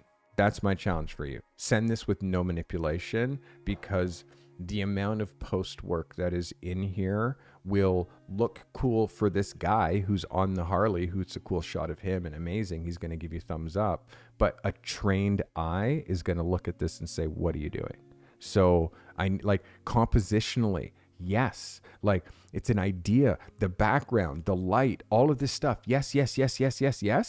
You're killing it in post. So like, oh my God, give me this, like submit the raw file, put the raw file in my raw folder submission. Like I have a raw file submission, and I'll show you how to process your photos, because I'm guaranteeing you're murdering them in post. You got to stop that immediately. Like, do me a favor, watch anything on post-production. Watch Pix Imperfect, watch Anthony Morganti, like watch people who show like how to get better at post-production. Don't go it alone. Don't wing it and just do stuff that you think is cool, because guys like me who actually know what is industry standards are going to be losing their mind. This is a great shot. Compositionally, you're killing it in post. So let's fix that. I hope that brought you value. All right. That was Allan Leighton. Allan. All right. Mike Morrison says, I used Google Street View to recon some spots and found this back road that turned out pretty sketchy with huge potholes, a barking dog, but made it through and made this shot. 69 Mustang. This is a 55-year-old car. A7R5, 7200, 70 millimeter, 80th of a second, 5.6, ISO 250. Mike Morrison. Mikey, Mike. If you are going out to be doing these shots, I'm hoping at some point you're going to get some sticks. Drop your sticks so you get really tacky sharp pictures. Mike, I'm feeling this. Good focus. I want you to watch what you're doing in post so you're not going too far. Something with the grain pattern is happening here where, again, you're doing something that's causing the grain to be doing weird squiggles. The grain doesn't do this naturally.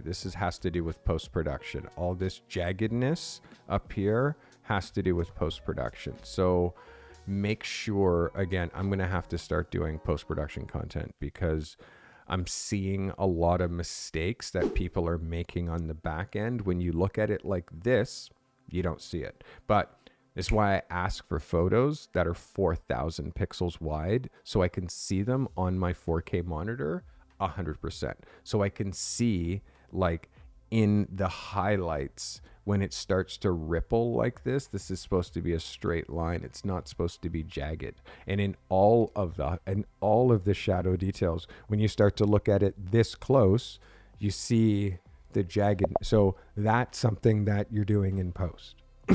So the last person who I just reviewed photos, don't think it's just you. There's lots of people who make this mistake, where at normal, it looks amazing, but you're not enlarging it to 100% and then further and seeing, ooh, is this starting to fall apart? Did I go too far? So make sure you're doing this compositionally strong.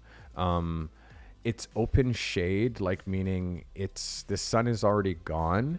So we have this like hot up here bright spot in between these trees.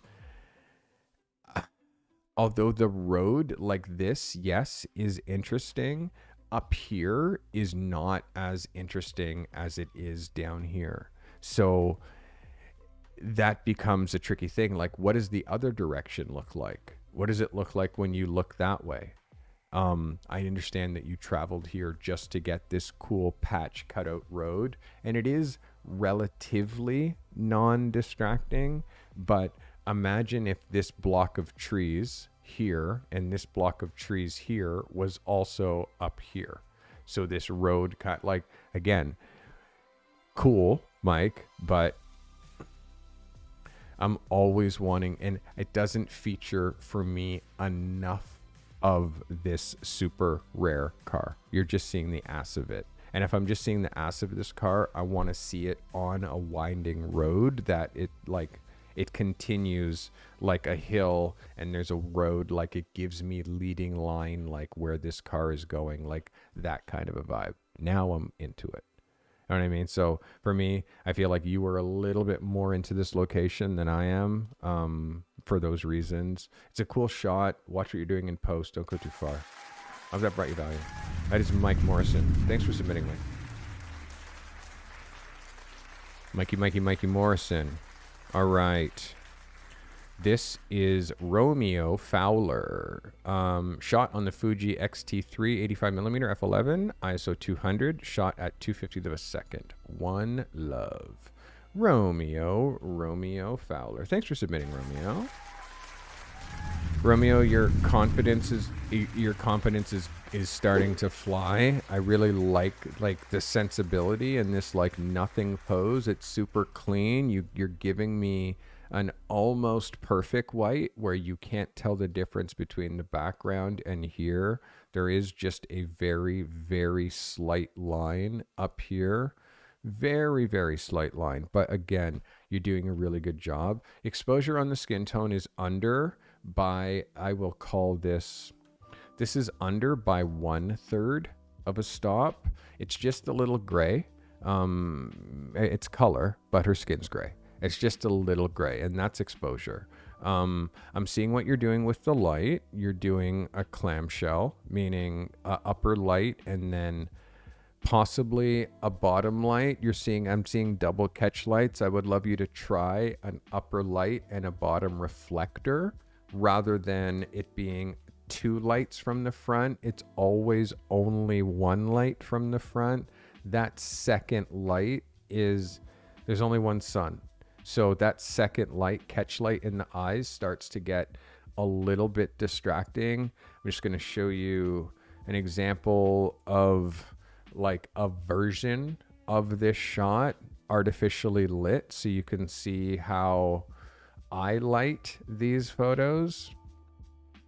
This is a reflector with the silver side up. And it definitely, I don't know, maybe you did that too. Did you do a reflector with the silver side up? I think yours is, it looks like a second light, but do tell me.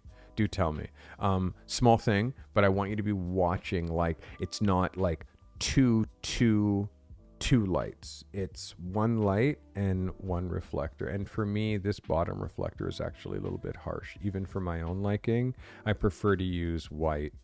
There's another example where it's light and reflector underneath. And also just look at my exposure. Look at the exposure on the skin tone here for that one. And, oops, that's you, Sty, now.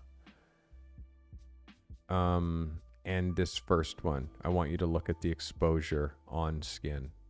So if you see this exposure, I would call this like, this is plus like about 2/10 of a stop. I like to run mine just a touch lighter. And when you're looking at your exposure now, we see the difference. Like, you see the difference now. What I mean as far as light, like that's normal. And then this one is dark. It definitely, I'm sure. And when I said her skin is gray, now you know what I'm saying. So it's a small thing, Romeo. Still compositionally strong. Still compositionally strong. Still an 11 out of 10. Like, it's a great shot. You just got to fix the exposure. And try to do the same shot with the same light placement. Just remove that second light. Just use a reflector, a piece of foam core, white foam core, bought from the art store. Costs $6. That's what you do. I hope that brought you value. That is Romeo Fowler. All right, Romeo. Good ship. All right. Guys, you with me still? Having a good time? Enjoying yourself? Feeling it?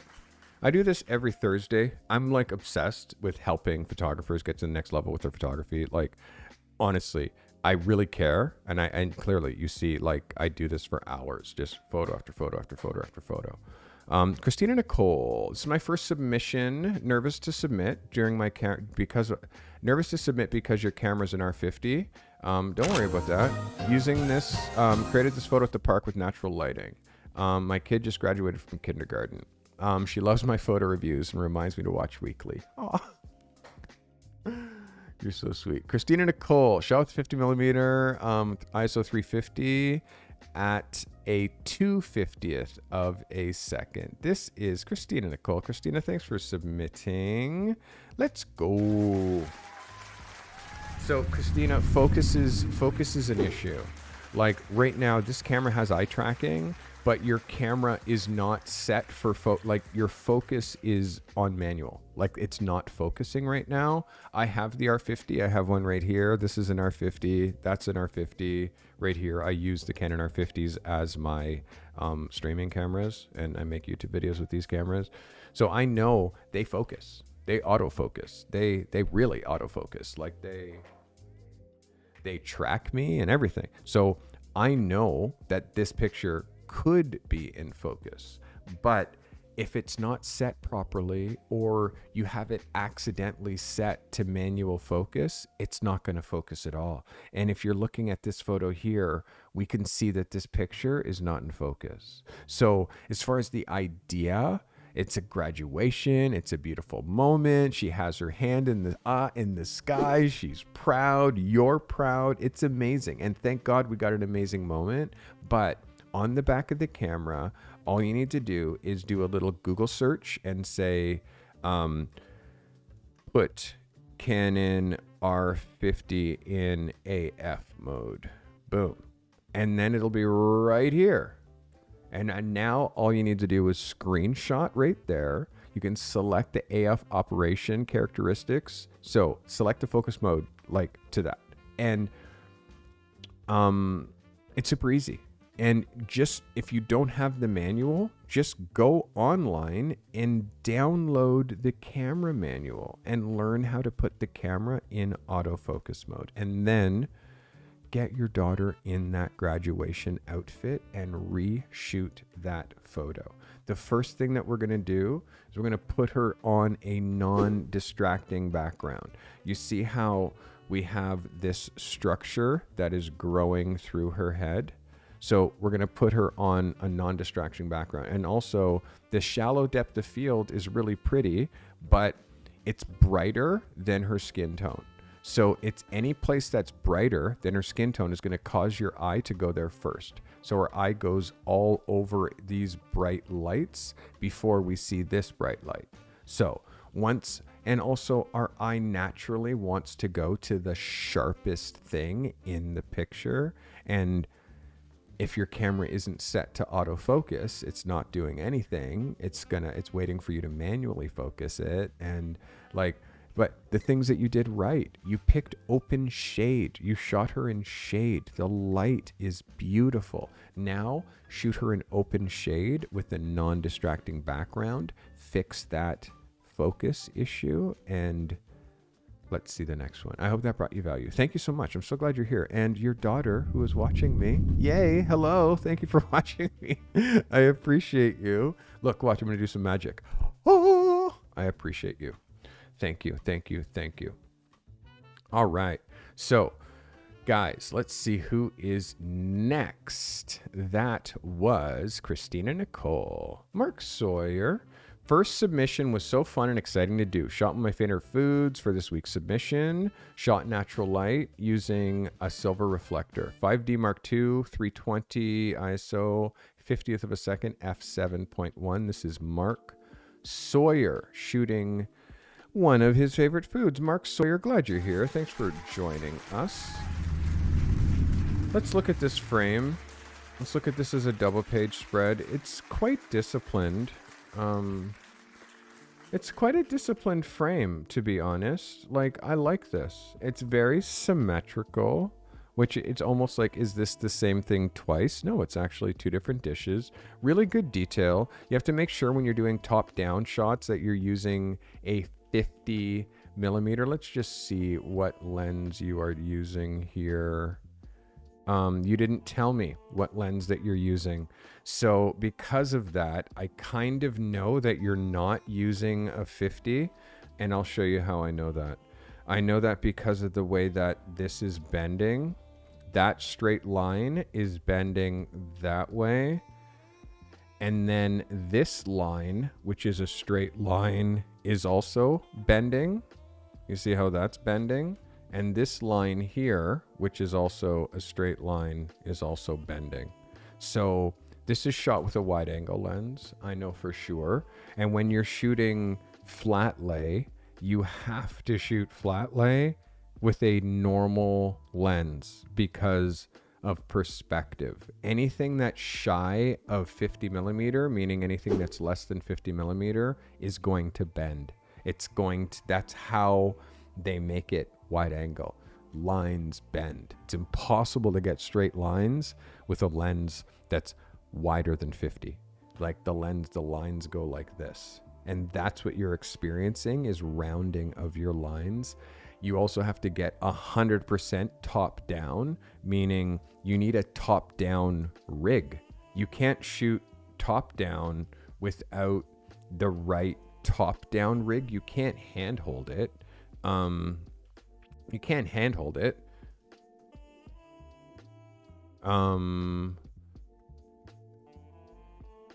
So let me show you. This is a top-down rig.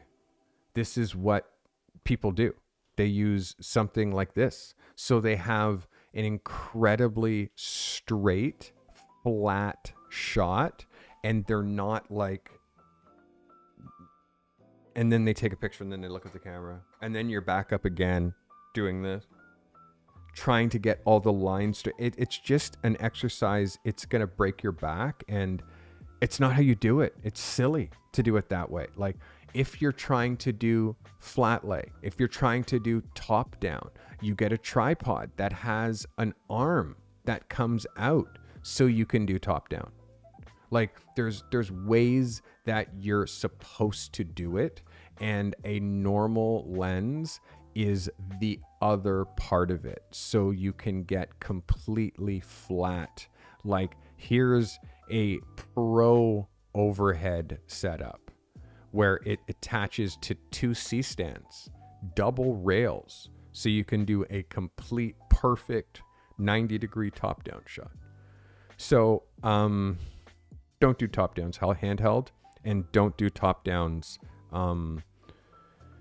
with a wide-angle lens, because it's going to be off, and it's like it's so close. But this photo, it just feels like it's not flat. It's like tilted, but it's tilted the wrong way, and I want to rotate it because it's not exactly square, and you're trying to make it symmetrical. So if you're going to play this, I'm going to be symmetrical game, you can't mess around. You got to shoot it the proper way and make it meticulous. I hope that helps.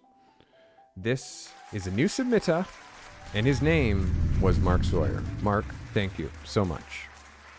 This is Matt's Carlson. Matt says, oh, question. Yes. You shot it from your laptop and you used, it's a 50. Okay, interesting. Okay, so it is a 50 and you used it on your C-stand and you shot it tethered. Sorry, Mark, I'll look at your comments. Apologize. I'm trying. Mark, I'm doing a live stream. I got tons of people here watching me. I'm doing my best. Okay, so you were with a 50 millimeter. Okay, second thing is your level this way and how centered you are over the top of it. If you're not directly centered, then if you're this way, then your camera has to compose this way in order to get everything in. Once you do this, your lines start to converge. Your lines start to converge this way. So not only do you have to have a 50 millimeter, but you have to be exactly mathematically top down. So it's like, it becomes like you really like, and tethered. If you said that you're tethered, yes. But I think like that's the last part is how, like if this is the center of the set, were you dead centered measured? Were you a little bit this way and aiming in a little bit this way? Were you a little bit this way and aiming in a little bit this way? Because you saw the lines are like this or the lines are like this, right? So that's why I thought it was wide angle, because you're not hitting it 100% dead straight. I hope that helps. And yes, it's incredibly difficult to do what I'm doing and also read every single one of your comments here in your submission and also here in live chat. Please be patient with me. I'm doing this for $10. Matt's Carlson, second submission. Part from photography. I love playing bass, so my double bass is this week's model. I'm currently learning lighting, so I got a video light, which I tried out for this photo. I look forward to your feedback. R6, 50 millimeter, 1.2, 2/5 of a second. That's not really a reading. 2/5 of a second. I don't really understand that, but f14. Maybe I'm thinking a fifth of a second. F14, ISO 100, shot with a Nanonite F6 FS300. This is Matt's Carlson. Mats, check your spelling to make sure these readings are accurate, my friend. Mats, thanks for submitting. It's a beautiful photograph. It's a beautiful photograph for sure. A couple of things I see right away is how high this arch is. I'm not sure what you call this part of the stand-up base, but this part here is a little high in the horizon. You can see if I make this a cover, like it's too high. And this part here is also like almost too high as well. And I know the way that you're framing this, I want you to watch here. This little edge here is too close to the edge. It's a little bit claustrophobic because you're cropping this instrument and you're cropping it up here, although this bit is in darkness. Like, just move this over more, and then include more space that way. And then also, you can't include this whole piece down here. So at some point, just decide where you're going to cut it so you can bring the horizon of this down lower. Shooting instruments like this are really incredibly difficult. You have to have so much patience with the framing. The lighting is beautiful. I'm giving you props on the lighting. I really like how you lit the strings. I like how you brought the light in. Like, all of that is working for me. Just the biggest issues for me are how close these strings are to the edge and how high up this break in this stand-up is. Like, this to me is a lot of empty space. we had pushed this down into just a little bit more of that space. Now up here starts to go into darkness. You have more string that's traveling, and then I have my masthead, and now you have more leading line into the masthead. I mean, it looks like a great magazine cover, but sadly your art director is going to lose his mind when it clips right there. So that's what I want you to be watching. You're going to lose a quarter of an inch, like a quarter of an inch on each side. So it's an eighth of an inch, eighth all the way around when you shoot a photo. So that eighth of an inch there is really now going to make it really close. That means he can't put it on the inside page. It has to go on the left page. It just creates a whole bunch of problems. So always be thinking about where it goes in the magazine and layout. But this is a fantastic shot, a really good effort, and I'm going to give you an 11. Good shot. All right. An 11 out of 10. As that's what it means, an 11, in case you're wondering.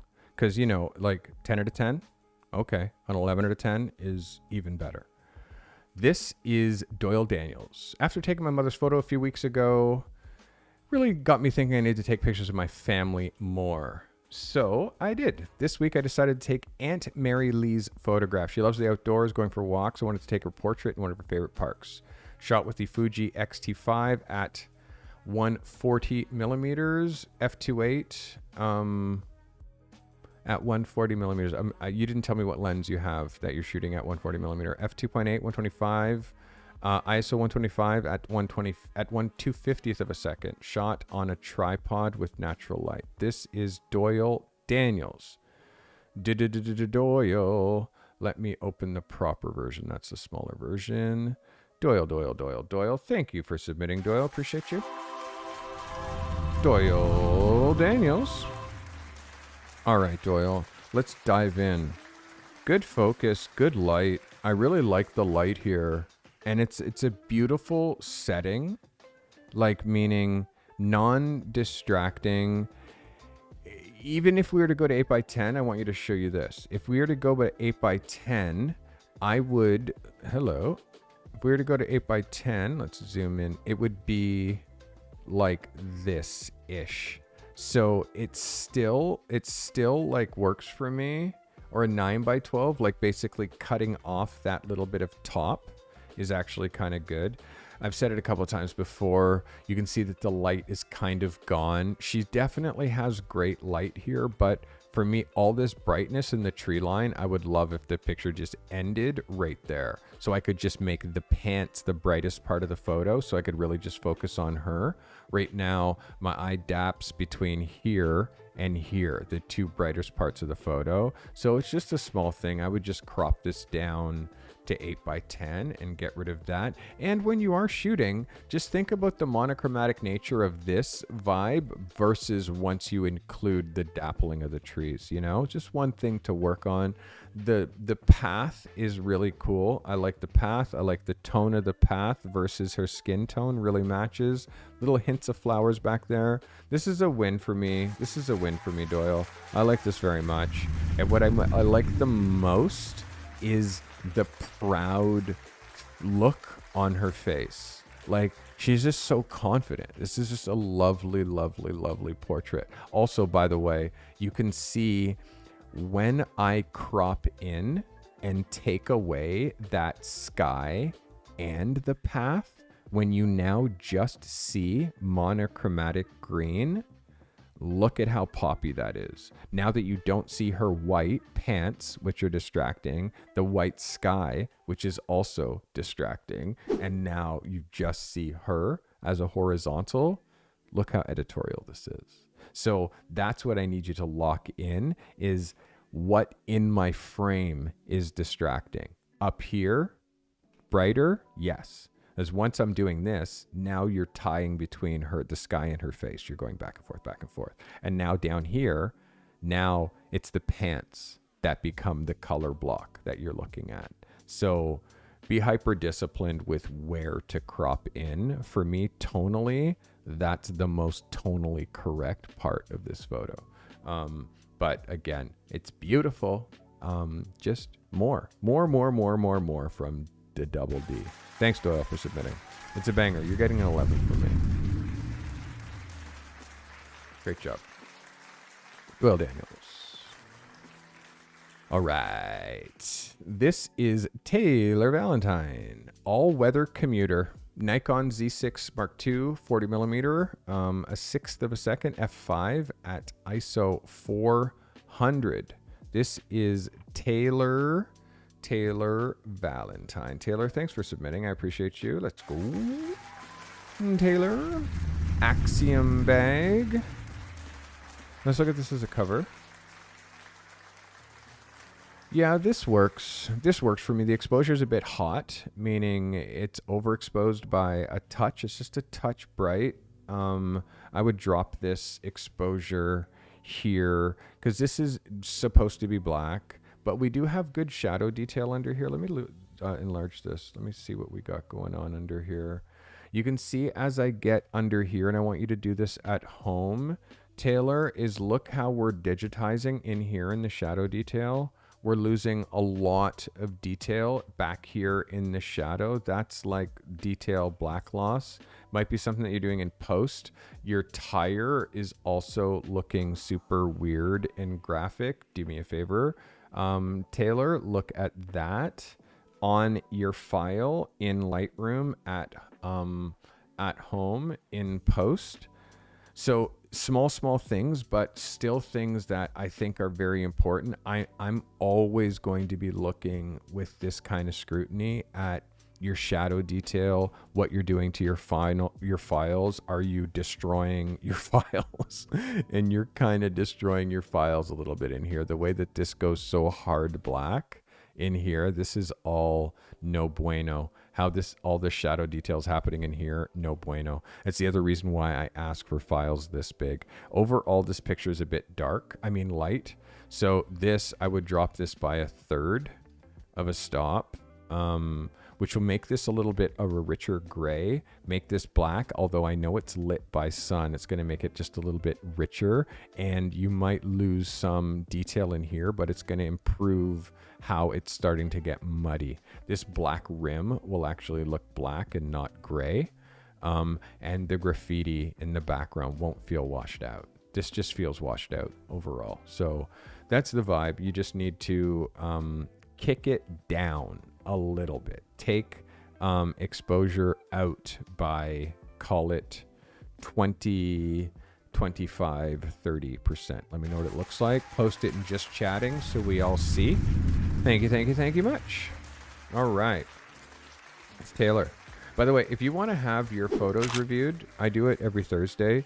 Just go to this link right here, join my photography submissions, and I can deep dive your photography and give you a no bullshit, real deal. This is what you do to fix your photos. This is what you're not seeing. This is what you're doing great. This is what you're missing. This is what you can do to improve.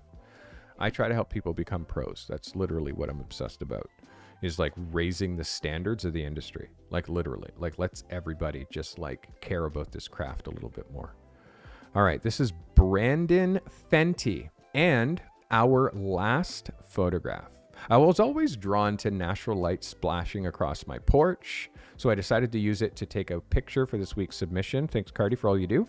Shot with the R5, 50mm 1.8, shot at 2.8, ISO 100 at a 400th of a second. This is Brandon Fenty. Brandon, glad you're here. Thanks for submitting. Brandon made it in under the wire.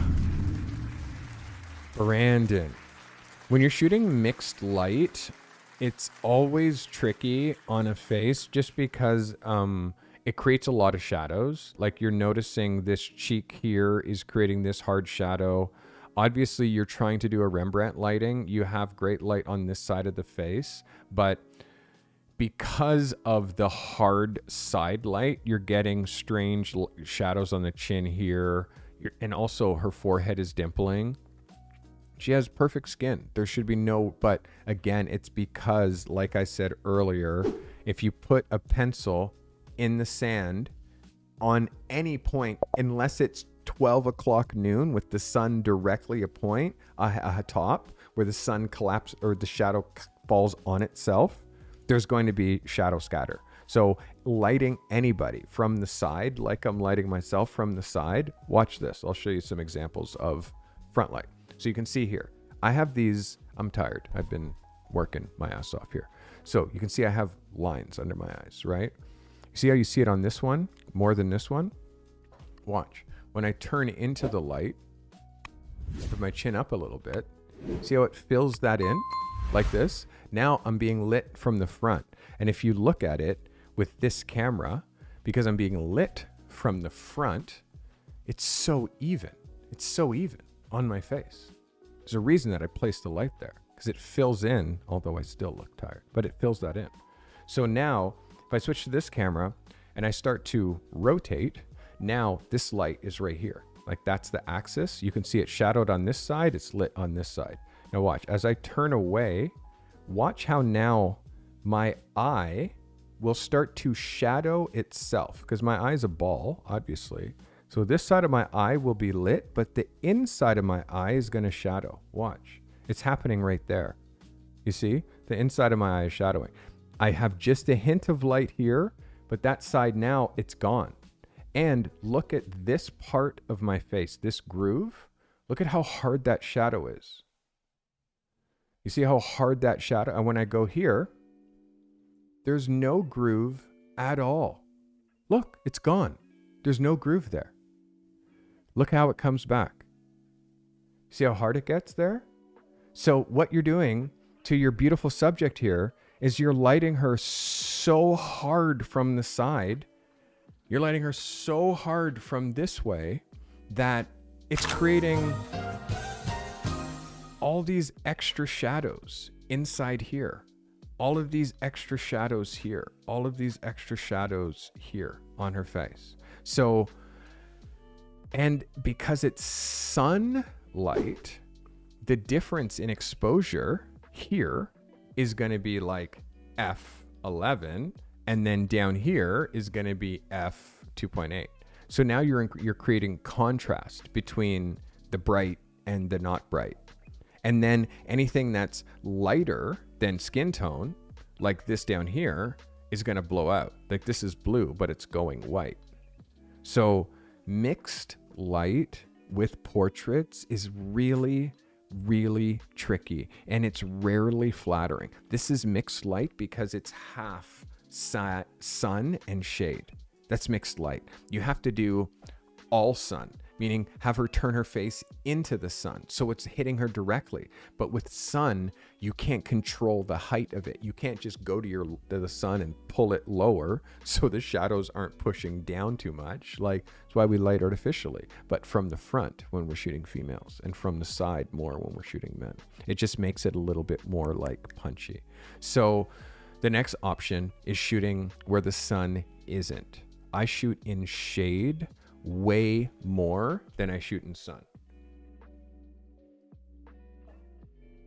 And the reason is shade is just so much more flattering. It's so much gentler on skin.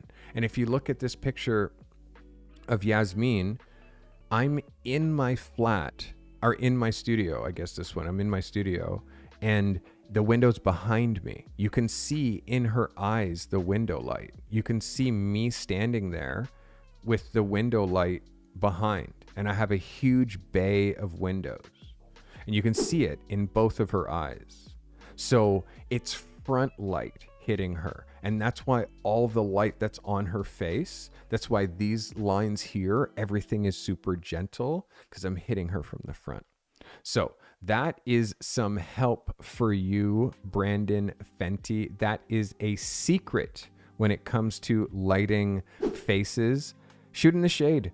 Don't shoot where the sun is. Shoot where the sun isn't. You will exponentially get better as a photographer if you do that. Now, it is my job to choose photos of the week, which I do every week. I pick my favorite, what I believe to be the best executions of the week. And I do this for incentive. You know, for you, you should be hoping and trying to get photo of the week. I would want to be winning photo of the week. And for I have also best in show, meaning who I think is the overall best photo overall of everything that was submitted. So we're going to start with photos of the week, and then we are going to move into best in show. And it's, again, I try to be really meticulous with these picks. I try to be really like disciplined with who like really moved the needle this week. Moved the needle meaning like you did something this week that like was really new, different for you, and pushed yourself into a new realm of photography. So that's what so photos of the week are basically honorable mentions is what I'm giving. There's quite a few. It's good. I'm happy that the work this week was really good. The work this week was really, really good. Okay, photos of the week. We're almost there. I really need I really need a best in show here, people. I really do need a best in show here, people.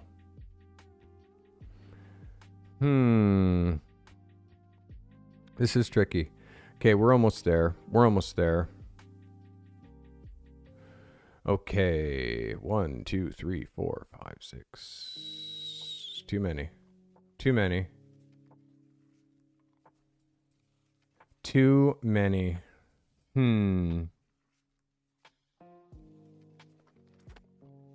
I have to be ruthless. Ruthless.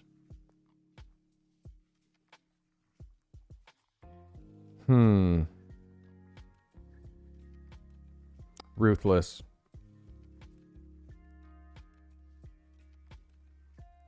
Okay, I got it. I got it. I got it. Okay, guys, here's your photos of the week.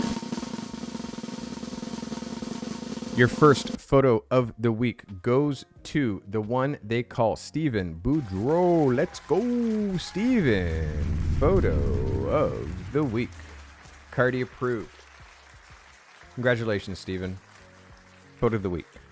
Steve Boudreau. Good job. Good job. Our next photo of the week. Our next photo of the week.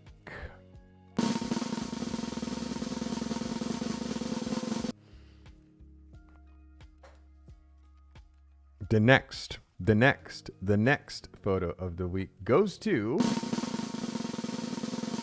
the one they call Ammon Thompson. Photo of the week. Ammon, congratulations. Beautiful, beautiful, beautiful photo. Beautiful. Great job. Photo of the week from Ammon. Well played. And our next photo of the week. Let's get it. Who's it going to be? Photo of the week. Next. This one goes to Gan Wrath. Photo of the week. Congratulations, Gan. Beautiful color.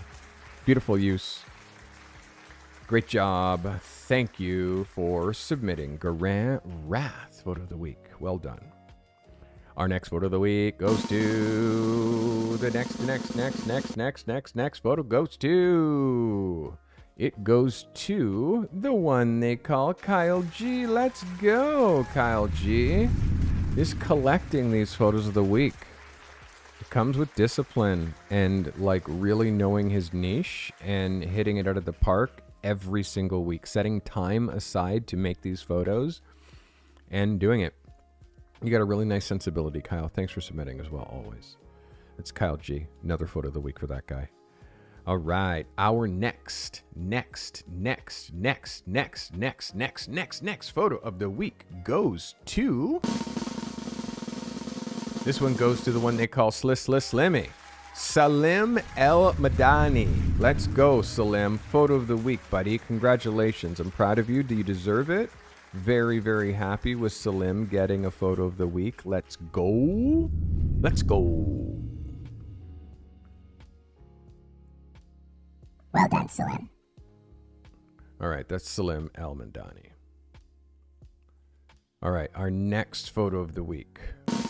Our next photo of the week goes to the one they call Marcus Mack. Let's go, Marcus. Photo of the week. I got big hopes for you, my guy. Big hopes. 21 years old. Let's go, Marcus Mack. Proud of you, my guy. Congratulations, Marcus. Our next photo of the week. Our next photo of the week. The technique. Very proud of this photographer. Next photo of the week goes to the one they call Colin Blair with this insane underneath plexiglass masterpiece. Very well executed. Reshoot this for me without the gold reflector. This is banging. Very proud of you, Colin. Well done. Our next photo of the week.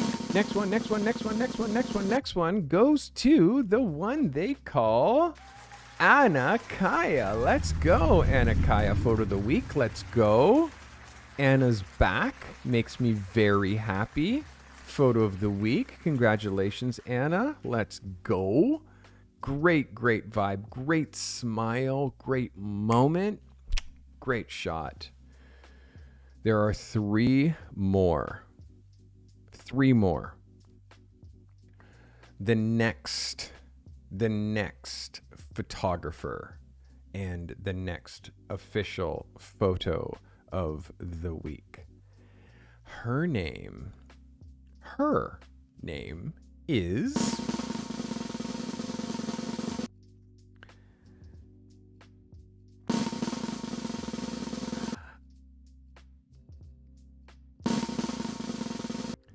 is Nina Gallagos. Let's go, Nina. Photo of the week. Congratulations. This is an absolute banger. Photo of the week, Nina. Let's go.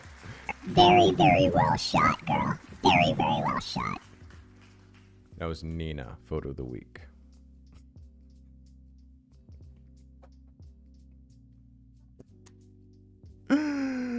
All right. Our next photo of the week. This mandem, God-fearing, God-living, God-breeding, the man we call Romeo. This is a photo of the week from Romeo Fowler. Romeo, your technical skills are leveling up, and I feel you smiling right now, my guy. I feel your face bursting open with those big pearly whites, my guy. Proud of you, because you're pushing techniques, you're working it, man. And you're so close to like creating work that like you never thought in a million years you would be able to make the work at the level of the work that you're making right now. And we are just getting you started, my friend. This, yes, proof. You. Congratulations. That is photo of the week from Romeo Fowler. Congratulations, Romeo.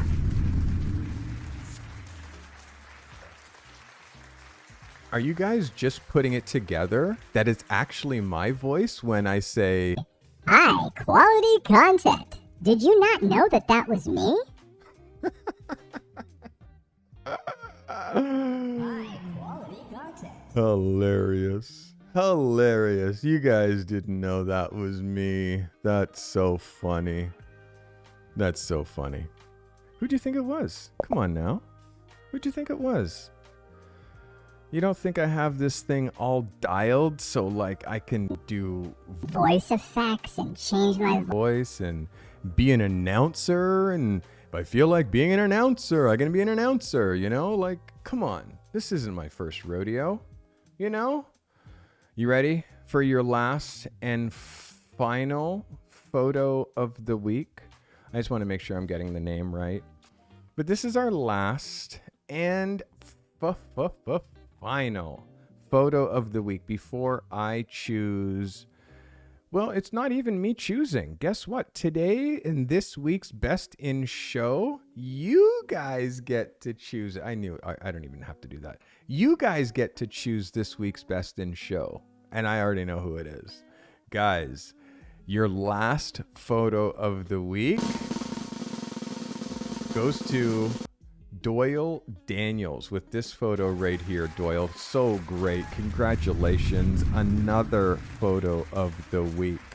Congratulations, guys. Everybody who put photos up. But guess what? We have a viewer's choice Best in Show.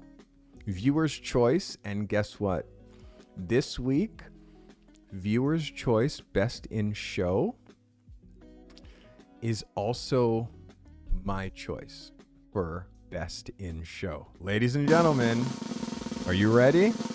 Today's Best in Show goes to Stephen Boudreau with this photo right here. Best in Show, Stephen. Congratulations, buddy. Let's go, Stephen. Best in Show, buddy. Great job. Great job. Guys, I have a thriving photography community, by the way. Thriving. You got to go into the show notes. You'll see a link for my Cardi crew community. It is free to join, easy breezy. Everybody who you see here submitting, they're all in there hanging out. Started this community 3 years ago. I just migrated it to a new platform. It's the dopest shit ever. You have to be in there. It's so fun. And again, if you want to have your photographs reviewed, just like all these fine people, you go right here to my Cardi Method YouTube submission. That's how you do it. Super easy. And also, if you like me, my smiling face, it's pretty easy. That's the wrong button. But I'm trying to push this button right here. This button. So you maybe subscribe, because you can see how dedicated I am to actually helping you get to the next level with your photography. And guess what? This works. People level up. They get so good. And for those of you who are just watching me as content, not submitting, but you see the regular players who are submitting every week, even you see them getting better. Like, you're watching photographers improve before your very eyes. Yes or yes. How dope is that? I think it's super dope. I love this whole thing that I'm doing here. If you're into it, please consider subscribing. Please consider becoming a member, because the members of this channel are the reason why you just got 2 hours and 22 minutes of commercial-free content. So I also do coaching. I help photographers just like you make it to the next level with their career. You might be underperforming. I help photographers revamp a dying career. You might be just starting. I help photographers start emerging careers. So yes. Question. Assignment? What, you want an assignment? You want an assignment, eh? Huh. Okay. What do you guys want to do? What do you want to shoot for me? What do you want to do? What do you want to shoot for yourself? What do you want to shoot for yourself? I know exactly what we're going to do. We are going to do... I have it. I knew it would come back to me. Oh, guess what? Your first... I don't know if this is a first, but this is your artificial light assignment. If you don't have lights, use existing lights. Use a light bulb.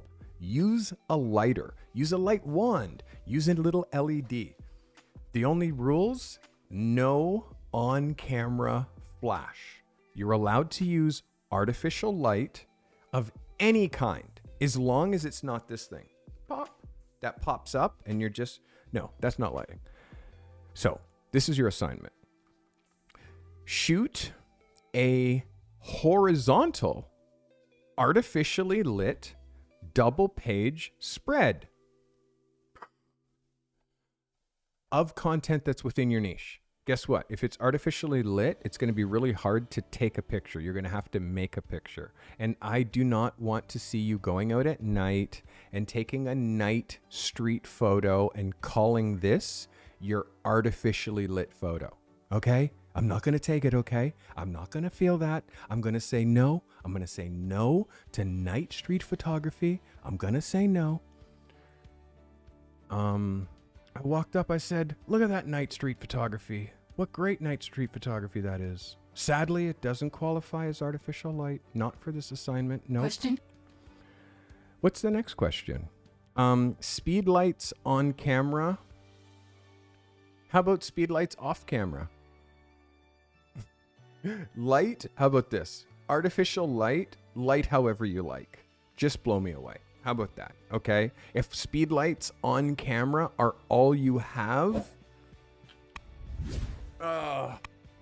Vicky, you need to get an off-camera trigger so you can shoot with your speed lights off camera, with an umbrella, with like soft modifiers, like this kind of stuff. Like speed lights are not lighting. Speed lights are a solution to a problem, but it's not lighting. So off-camera flash, ideally. And again, I'm not saying it has to be flash. It can be any artificial lighting. But guess what? A horizontal picture. How many people do you think are going to submit horizontal pictures with the subject dropped dead center? How many do you think are going? After every week I say, offset your verticals or offset your horizontals left or right. So there's nothing in the gutter. This week, this is an exercise to prove to me that you're listening. Prove to me you're listening. Prove to me that you know how to shoot a double page spread. And please, if you're part of this peer review system, if you see somebody who is doing that and submitting it, catch them, coach them up so they submit it properly. Yes or yes? Cool? That is your assignment. I want a double page spread, artificially lit photograph. I'm going to be laying my overlay like I always do.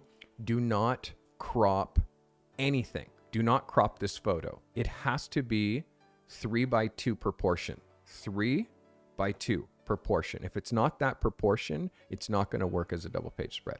Those are your requirements. Stephen C is going to decipher all of this. I'll probably actually get this assignment typed up and written even before Stephen C does. But we're going to race to get this assignment up. Guys, I hope today brought you value. Everybody who submitted, thank you. I hope it brought you value. I hope you feel like today leveled up your photography just a little bit. Also, everybody who was watching, I hope you found this entertaining. If you did, hit the like button. Likes, shares, clips, all of this stuff helps me so much. I've heard so many times that I should have 20,000 subscribers. I should have 200,000, a million. It's like, help me get there. Mention me to somebody, because not everybody's going to be finding me. You could help by sharing my content to your network. That's a big brain move. Guys, I hope today brought you value. If it wasn't for the members of this stream, I would be nothing. Remember that. If you have a crown next to your name, thank you so much for becoming a member of this channel. I appreciate you so much. Without you, I would have to slather commercials all through my content, and that's just whack. Also, remember, commercial free when you watch live. Vicky just gifted 5 memberships. Vicky, let's go! Vicky, gifty. Vicky gifting at the final hour. I'm going to conjure the smoke because Vicky just dropped 5. Vicky, thank you so much. Vicky's an incredible supporter. She also manages my TikTok. She manages my BTP Instagram. Make sure you're following the Behind the Picture with Cardi Instagram and following me on Instagram as well. Vicky, thank you so much. And we're trying to get the numbers of members into, like, I'm almost at 200 now. And believe me, because I canceled a whole membership level, YouTube earnings this month, oh boy. Wow. Lowest levels I've ever had. So believe me, I'm members. Let's go. And also, get on the Cardi method. Get in that community. Get your photos reviewed that way. Because that's where everybody is. Guys, thank you. I hope you brought you, but I'm glitching. Time to go. If you became a member recently, you're going to see your name scrolling across the top of this screen because that's how we do. If you became a subscriber recently, like Mr. David Sarapa, all the way from Italy. Welcome, David. Glad you're here. Glad you found me. Thank you for watching and subscribing today. You're going to see your name scrolling across the bottom of the screen. All my new subs. Thank you. But of course, the members, the crowns, you're going to see crowns on your name next to every one of your comments. You also get emotes that you can use in every comment anywhere on YouTube, by the way. My emotes you can use on other people's comments. How crazy is that? Start dropping Cardi Crew emotes all over the place. Guys, I love you. See you soon.